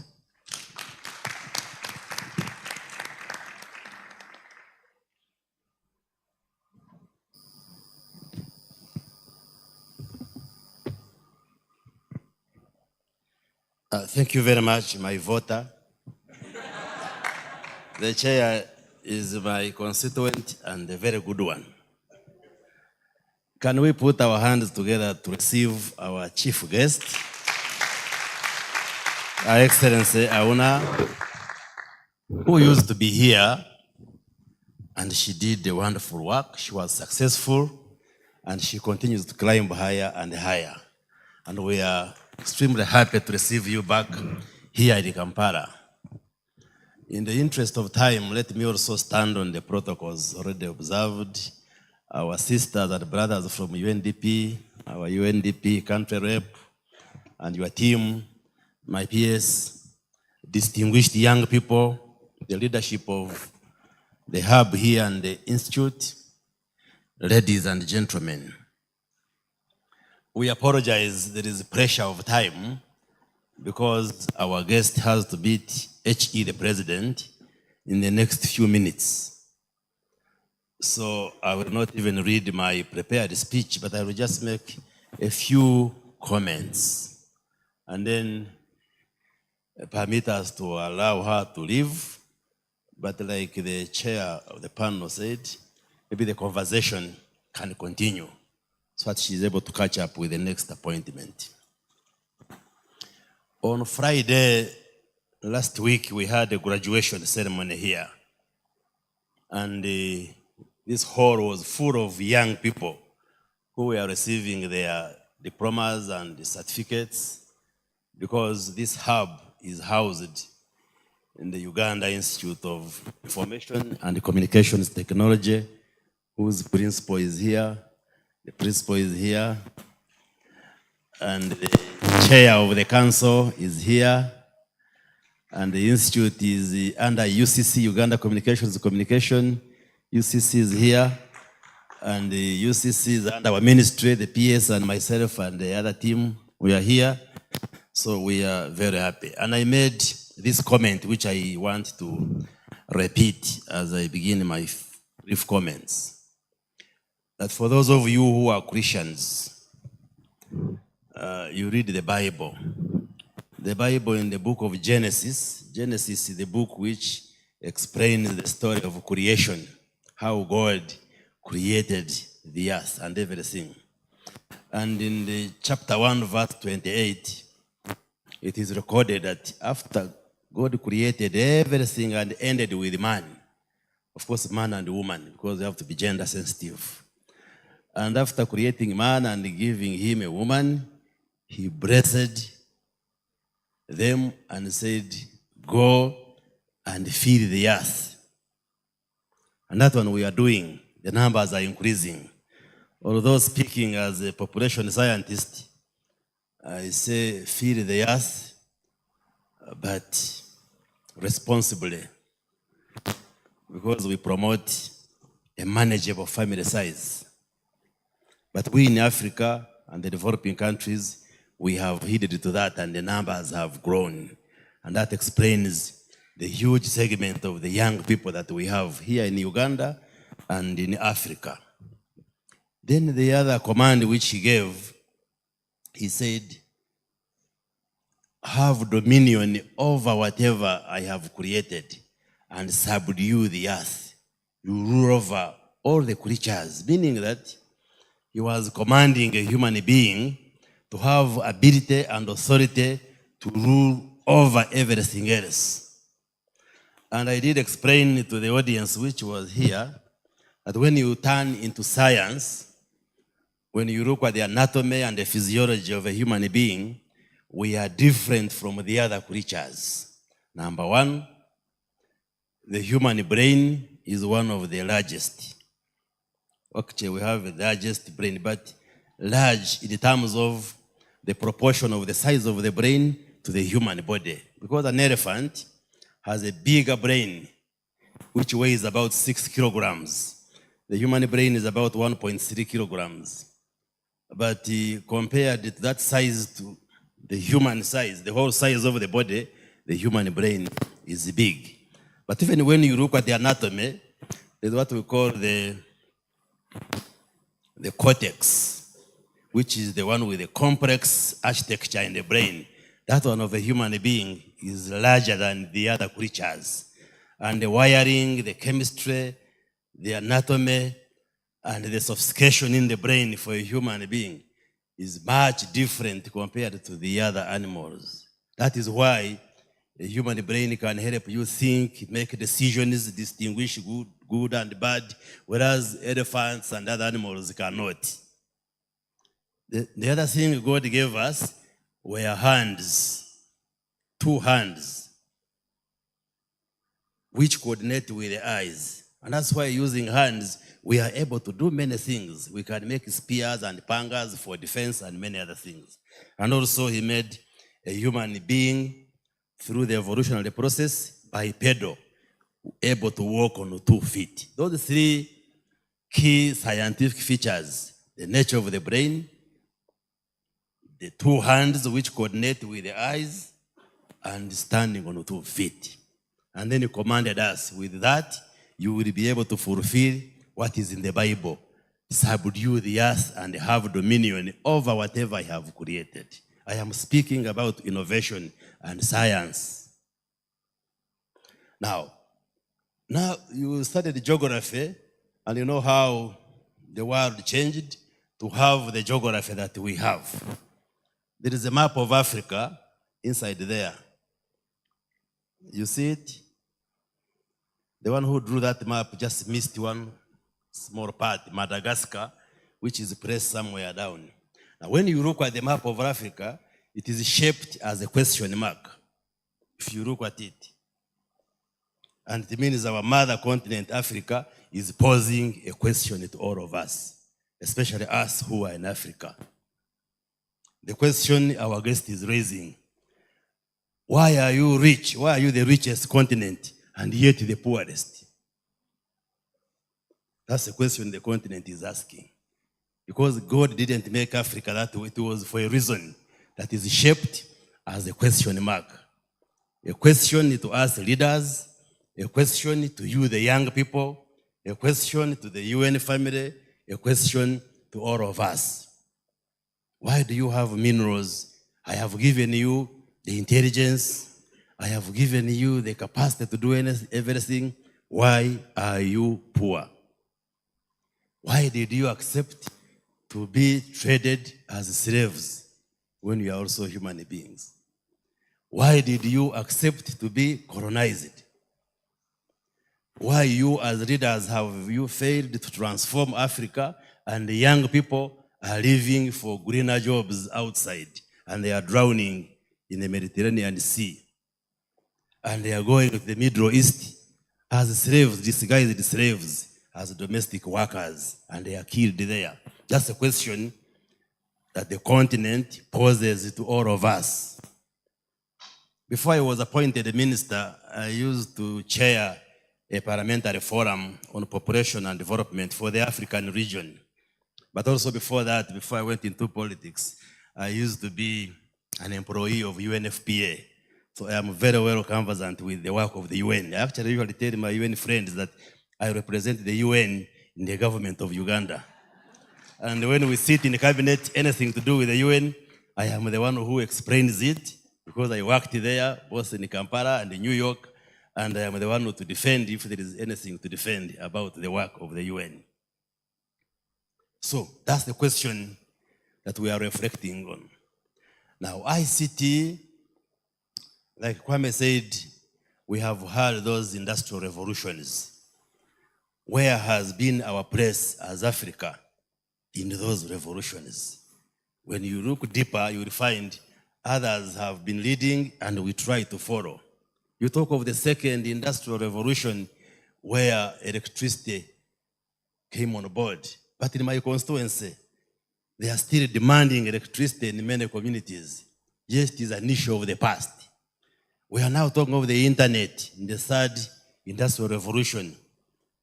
But do we have internet in all corners of Uganda? So we are speaking of the fourth industrial revolution with all these cutting edge technologies coming in. Artificial intelligence, robotics, data science, as the PS was saying, the Internet of Things, cryptocurrencies. Kwame, the one who has been teaching us about those cryptogenic technologies and all these disruptive technologies which are now on board. We are even now moving to the fifth industrial revolution. We are talking about now the intelligent community. So where are we? As I conclude, want to say that the government of Uganda is committed to ensuring that we are part of that revolution. When we attained independence, we've been having the conference of NAM, the Non-Aligned Movement. One of the key achievements of NAM was to fight for decolonization and for countries to become independent. When we attained independence in Africa, in the 60s, early 70s, we were posting the same development indicators as many of the countries in Asia and Latin America, the countries which constitute the non-aligned movement, and G77 plus China, the countries which are assembled here. But some countries have since moved faster. Look at Singapore, Thailand, Japan, South Korea, China, the Asian tigers. They were having the same indicators, whether it's mortality rates and growth rates in the 60s. And one of the things which they did is that they invested in young people. And they took progressive policy and intervention decisions to transform the economy, to look at health and population, the quality of life, and focused on young people, stressed on science, innovation, and technology, and they have since moved. So in Africa, we have to wake up, and indeed, we have started to wake up. I used to be part of the many teams that were reviewing the progress in terms of addressing some of the targets, like the ICPD plus 25 agenda for the UN system, the UN Millennium Development Goals, now we have the SDGs. There is progress in Africa, but more needs to be done, and there is still a lot of work to be done by all of us. So the challenge to you, the young people, is that the government of Uganda is providing a conducive environment to enable you use your talent to succeed. The president deliberately set up the Ministry of ICT and National Guidance and another Ministry of Science, Technology and Innovation to make sure that we are part of that journey of transforming this country, and we run, instead of moving fast, we run and catch up with the rest of the world in terms of integrating technology in what we do. And the assurance I want to give you is that we are there. We are there for you, young people.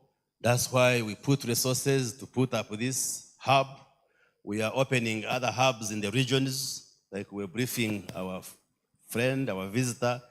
We opened one in Kabale University. We have done another one in Soroti University, another one in Muni University, because we don't want it to be a Kampala affair, because the young people are all over the country. So we shall continue to invest in you, the young people, and in the IT. We create a conducive environment and atmosphere in order for you, the young people, to shine. And all the decisions we make as the government have that in mind, that the biggest segment of our people in Uganda are young people. That's why you see this universal education at primary and secondary, the investments in healthcare, the investments in ICT. So please, this is your home. as the innovation hub, and we shall continue to do more. Lastly, let me take the opportunity to thank UNDP, our sister, the country rep, for the partnership, because you've supported us to do the re-engineering of the whole hub, and therefore we want to put our gratitude, and let me request the audience to give a big round of applause to UNDP for the partnership, for the support as we move into the future. When I look at the country rep visitor, I see more support coming. So with that, I thank you very much. Thank you for this morning's engagement, and maybe the discussion shall continue as we allow our visitor to go and reach out to the president. Thank you. May God bless all of you. Thank you very much, Honorable Dr. Chris Baryomunsi. Kindly stay up here and we take a group picture. Yes. Okay, we're going to make this as fast as we can. I'm going to count down for the picture. Are we ready? 3, 2, 1, 0. Okay, thank you. Then I would like to invite the RR and the PS and the head of the team lead at the hub and Dr. Joy. Come, let's join. Stand up. Let's stand up and take a group picture over here. Then we have,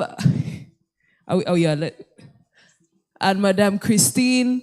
Then we also have a human rights officer and a program analyst, Olivia Nyakarunji from UNDP and UN as well.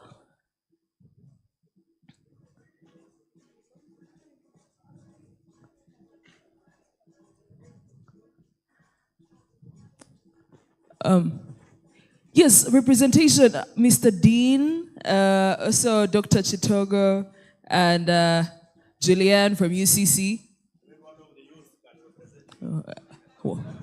No, one second. No, we're going to take them in phases. I am them. Wait 1 second. Let us finish this one. Oh, okay. The minister has ordered one of the youth. One. Opportunity finds the prepared. Okay, male and female. The female has arrived. She's there behind already. Come this side. Okay. There we go. Okay, 3, 2, 1, say cheese.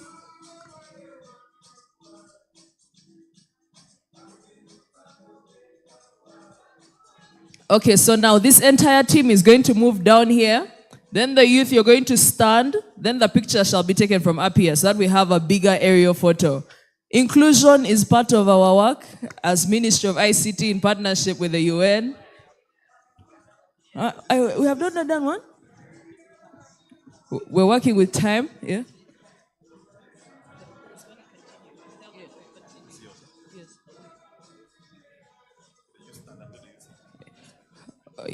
No, they have to first position themselves here.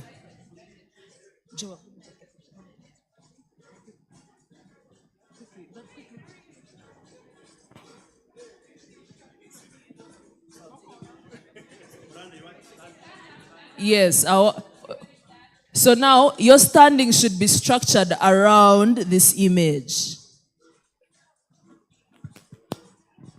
Okay, are we ready? Can we see? The photographers have to give me a go ahead. Yeah. Okay, let me come. The youth may have to come closer and then, I don't know, show excitement because you're taking a picture with very powerful people. So get closer, please.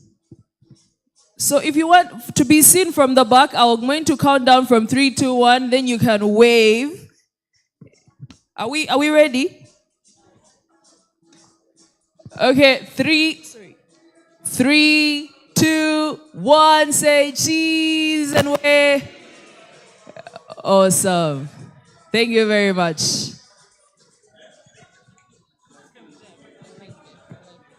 I hand over the panel back to you. We're going to take a commercial break and then we shall resume shortly. Hello, so I'm going to invite my panel back on stage. So Kwame. Kwame, I'm going to ask you to come.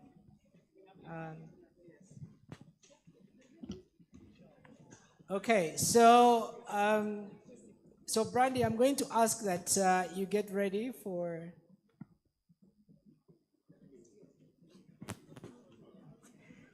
So Brandy, I'm going to ask that you be ready with a mic in the audience, because I'm sure the young people must have burning questions. We have another like 20 minutes to conclude our conversations. So anybody with a mic in the audience? Marcy, there's a mic here. So guys, you must have gotten some questions during the interaction we're having with the panel. So please, if you have any questions, I think we have one lady, gentleman there, there's a lady there. Anyone on this side? Okay, then two people at the back. So let's start with these two, then we'll come back to you.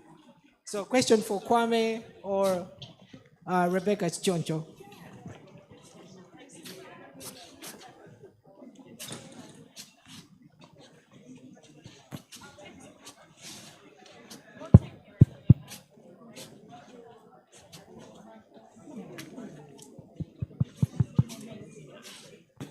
Okay, thank you for all the deliberations, especially on artificial intelligence.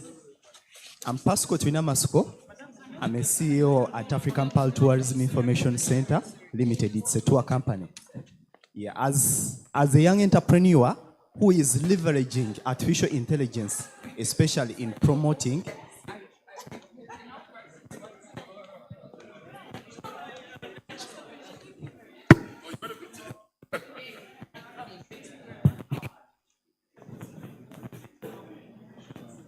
Thank you.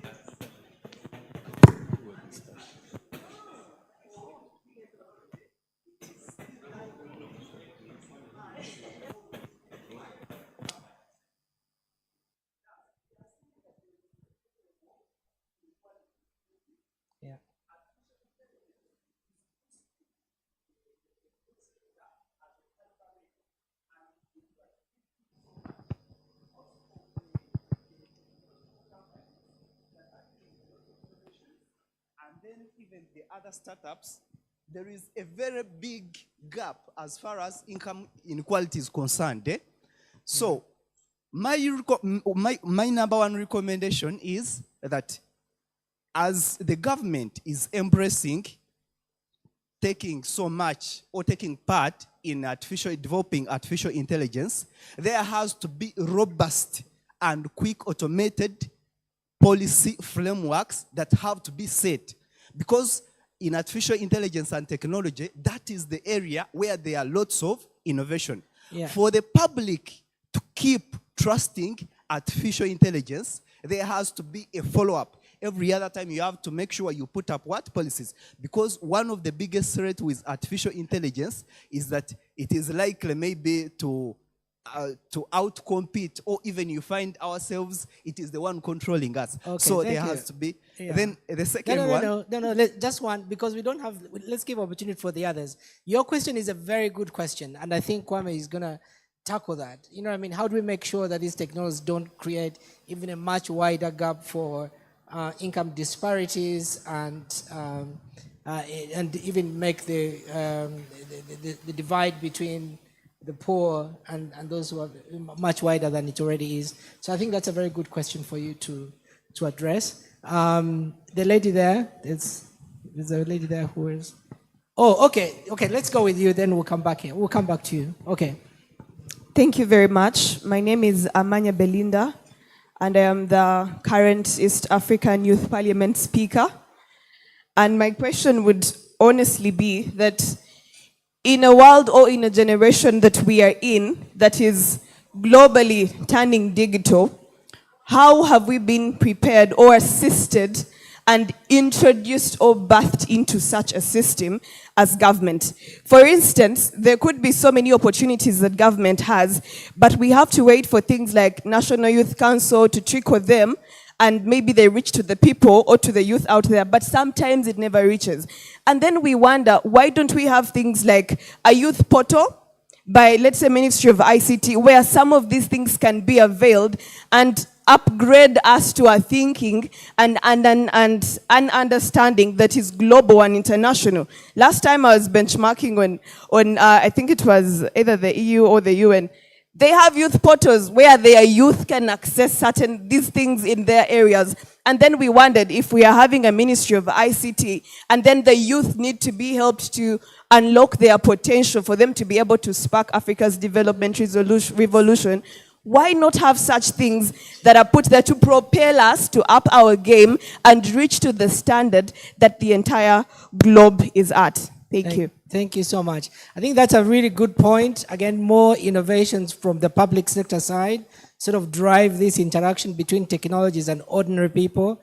I think, Brandy, that's a very good suggestion, which I would suggest you take up and maybe have a side meeting with Nicholas Burundi from UNDP. Absolutely. And Innocent, because they drive this, Innocent is driving digitalization and partnerships at UNDP, and Burundi is driving this youth engagement sector at UNDP. Since there's this good collaboration, I think that's a good idea for you to pick up and maybe have a conversation with the UNDP team. Okay. So let's take 2 more questions and then we'll come back to there was a question over here, yes. Yes. Let me pass the mic. Good morning. Thank you very much for this opportunity. I'm always excited to hear from Kwame. I have 2 questions. And content. Best that our panel is well-traveled and with much experience. I realize that one of our biggest problems in terms of digitizing in Africa is context, and I think Rebecca has mentioned it. So I would want to get a clearer picture and help us understand how do we contextualize, as you are saying, end user, but as we contextualize, we also move from here to the international scene, as the Assistant General Secretary was saying, and then as well as on the question of content, from your experience in different countries and all these other things, how do you get the content on the internet for us to be able to harness some of these things? Because most of these developed countries we have seen is that they figured out the data issue, and because they have much data, they are able to progress. And our current problem is data. So how do we get that data on the internet, and then we figure out everything else? So that goes for both of you. I think the young lady from the East African Parliament, please connect with Brandy. That won't be responded to. You connect with Brandy and UNDP. I think that's a very good idea. So Kwame, I open up the floor for you to respond some of the insights from the floor, and Chichonjo. Did you say one more? Because you said 2, Oh, that 2 more. was 1. Okay, I'm sorry. Hey, My people bad. here. We keep count. My bad. Okay. Thank you so much for this opportunity. My name is Dafina Mukasa, Dreams Ambassador, Infectious Diseases Institute. My question today would be about, there are very many projects that we are seeing, NSSFI Innovator, Macquarie Innovation Hub, but then the key thing that we're really leaving out is mindset change. How are youth really interpreting things? How are they making decisions? How do they interpret the world? What is their attitude towards the AI generation that we are going to? The second thing is, I'm wondering why there are no hackathons and competitions which are tailored to enable youth enable youth solve real world problems. These things tailor creative thinking and bring about problem solving. Thank you.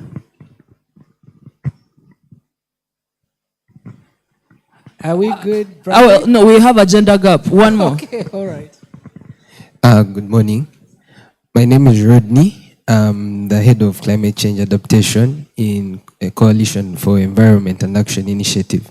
So my question is, since Mr. Nkwame, you've got most of the question, allow me pass this question to Madam Chichonjo. So my question is, we've talked of all these different opportunities, all these vast experiences that are available for us, the youth, but we've not thrown more light into youth inclusion in the making of these policies, in the designing of these programs. But some of the analysts, the panelists have mentioned that many of the people in the top are older than us. So where do these opportunities lie for us? Because if you want the youth to bring change, you have to include the youth in making change. Thank you very much. Thank you. The panel, please. Kwame, go ahead.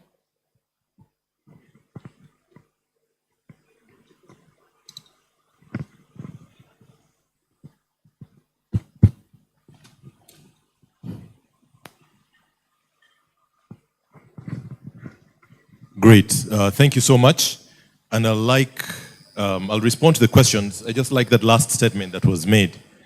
If we want the youth to bring change, we must include the youth in creating the change. Is that correct?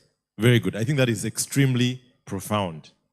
In other words, we cannot realize any type of change unless yourselves are involved. And it ties in with the point that Madam Speaker, I heard someone saying she's the speaker, was talking about, the youth portal. So I'll start from there. You know, there is nobody has a monopoly of ideas. You understand? Ideas are in society. The best ideas emerge from society.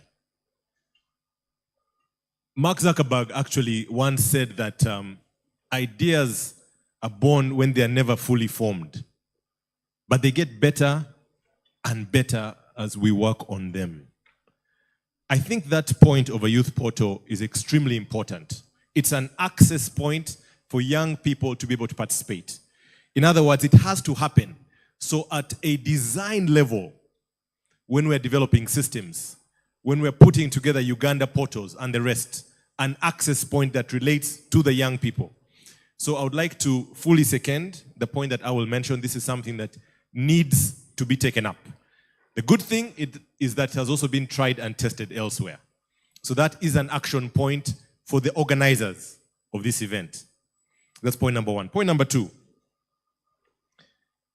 Twina Masco, sitting over, he was somewhere over here, raised a very important point about, he talked about artificial intelligence, but he landed on this point of the divide, which is what we are seeing as a reality. And I want us to appreciate why this is the way it is. You will travel in our country today, and you will know that there are many places where you cannot receive signal. In other words, you'll go to places in Owl's village, where Honorable was talking about, or in Kisoro, in Kapchorwa, and so on, Karamoja, and you will not find spots of connection. And the reason is simple. The reason is that these companies are businesses. And so they set up in places where people can use and pay for their services. That is the essential reason. Now, after they have done that, they are then followed by insistence by governments that they should deploy what they call last mile. Yes, you have set up in Kampala, in Jinja, in Entebbe, in Masaka, in the towns. What about our people in Karabonja? What about our people in Kisoro and the rest? And therefore, these companies follow the instructions by those who are driven by that motive. So it is a combination. So the reality is that it is a combination of the profit motive of the businesses that necessitates them to set up on where they will get return for their investment. Then the motive of governments, which wants to ensure that their bottom line, meaning services to the people, is achieved, that they then demand and place the responsibility on the businesses to reach what they call the last mile. So that is the way society is structured. And because we know that that is the way society is structured, we then apply our thinking. Because that natural structuring creates what someone was earlier referring to as the digital divide. Inequity is the result. Inequity in itself brings many other problems, social change, etc. So in the interest of minimizing the inequity, in the interest of minimizing the digital divide, the policies that are put in place to enable the businesses set up need to cater for that reality from day one. That is point number one. In other words, if artificial intelligence operators, if technology solution providers, if telecom companies, if anyone providing a business comes to my nation as Uganda, I as a leader will insist, I'll first of all welcome them. I say, great, thank you for coming, and we're delighted to host you in Uganda. Set up in places where you can make return for your investment. However, as a condition for you coming to my country, I also insist that you cover these parts of the country in order to close and minimize the digital divide, the inequity that will result. So it is at a policy level where this insistence has to be done. It is in collaboration with development partners whose motive might not necessarily be profit, like the businesses, but whose motive is to reach all, whose motive is to close the gap in society. So it happens at two main levels: the regulatory policy level and the collaboration with others like development partners in ensuring that the gap doesn't arise. And by the way, this is real. The gap is already there. And we are seeing it, and make no mistake, it is increasing. But we have to continuously close that gap. Last point, because I've addressed Madam Speaker and also Mr. Tunamasko. I think I'll just comment briefly on this one of context and content that was raised. And I know that she will also speak about it. You know, on the content side, for long we only knew Hollywood on content. But as we grew up, we suddenly realized the emergence of a Bollywood. Now, you all know today Nollywood. Then there's Yugawood. Yugawood is still, we are getting there. But the point is, the provision of content is the responsibility of that society. We consumed Hollywood all our lives because what was set up in the United States, in California, got disseminated to the world, and that is what we consumed. That is how we were shaped. That narrative is what informed our reality. Our understanding of the world is as a result of Hollywood. But then the large population in India and subsequently in Nigeria said we have to create content that will be relevant to our people. And because they had large populations, they created huge industries, which, as you may know, using basic statistics, have overtaken Hollywood. Now, the content of Uganda has to be created by ourselves. Not only created, but popularized. The point about how does this content reach other people? The great thing now is that we have the internet. Data costs are plummeting, are becoming a lot cheaper. When PS ICT was speaking, and subsequently the minister, they talked about the 5 pillars in the digital transformation roadmap, taken from the 5 pillars of the Digital Uganda vision. Number 1 of those is on infrastructure and connectivity.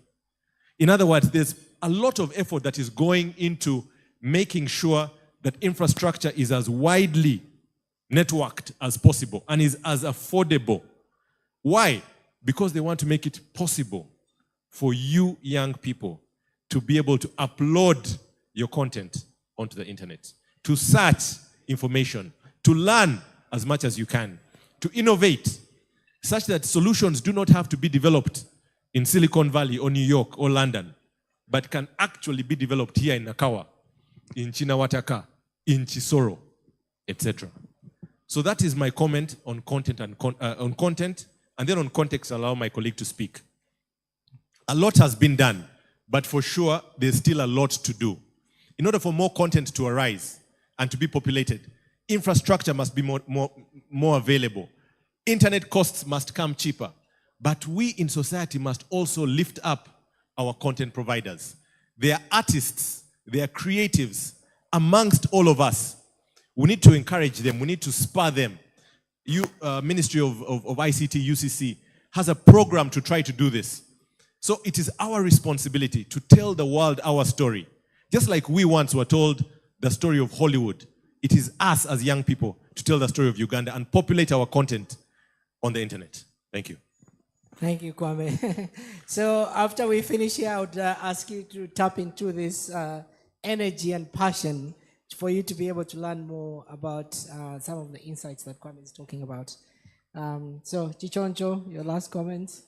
Thank you so much, Joel. I would like to thank the participants for your questions.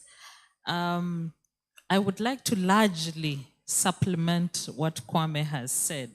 And I will start with the question on how government is prepared for digital.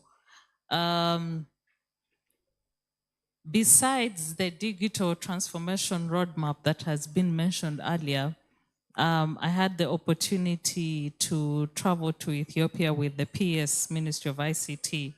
And what we discovered there is something that perhaps you can take on, because you had earlier said you will take on the portal, was they have a labor market information system.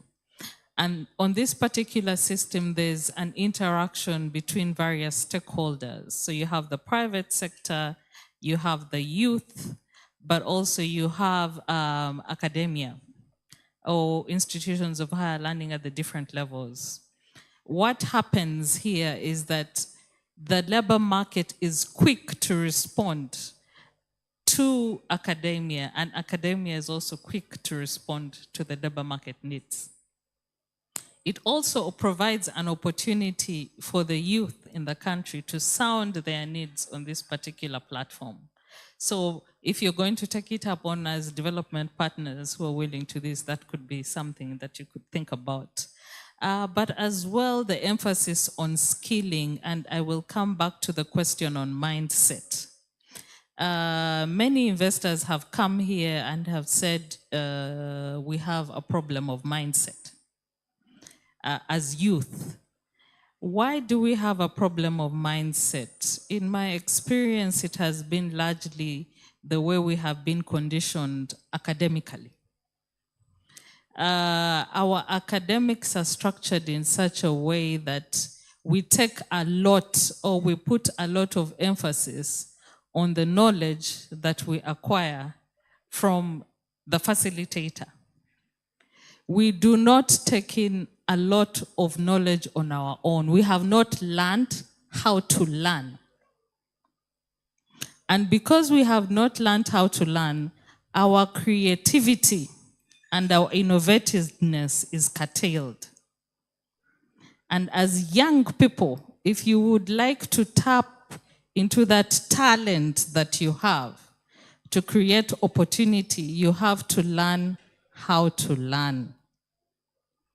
What does this mean? It means that you have to do a lot of research on your own. You see, for the big companies that they were talking about, the unicorns in Africa that have the big R&D budgets, they put a lot of emphasis on learning, on research, on innovativeness.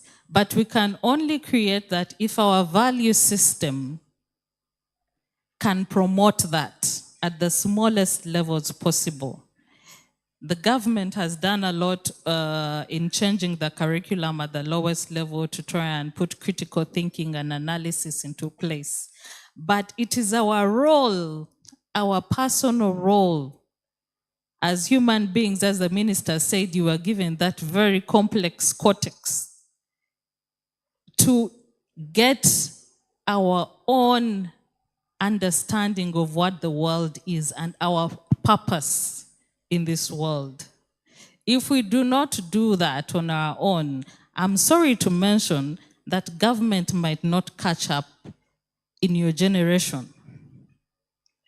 So you have to take the initiative as the youth to try and transform yourselves, transform your mindset to catch up with what the world is as soon as possible. And I hope I've been able to answer the mindset question. But as well, I will give another lesson that we learned while we were in Ethiopia. There is a course that is taken by all youth and it is compulsory. It's called the patriotism subject. And every youth must do it.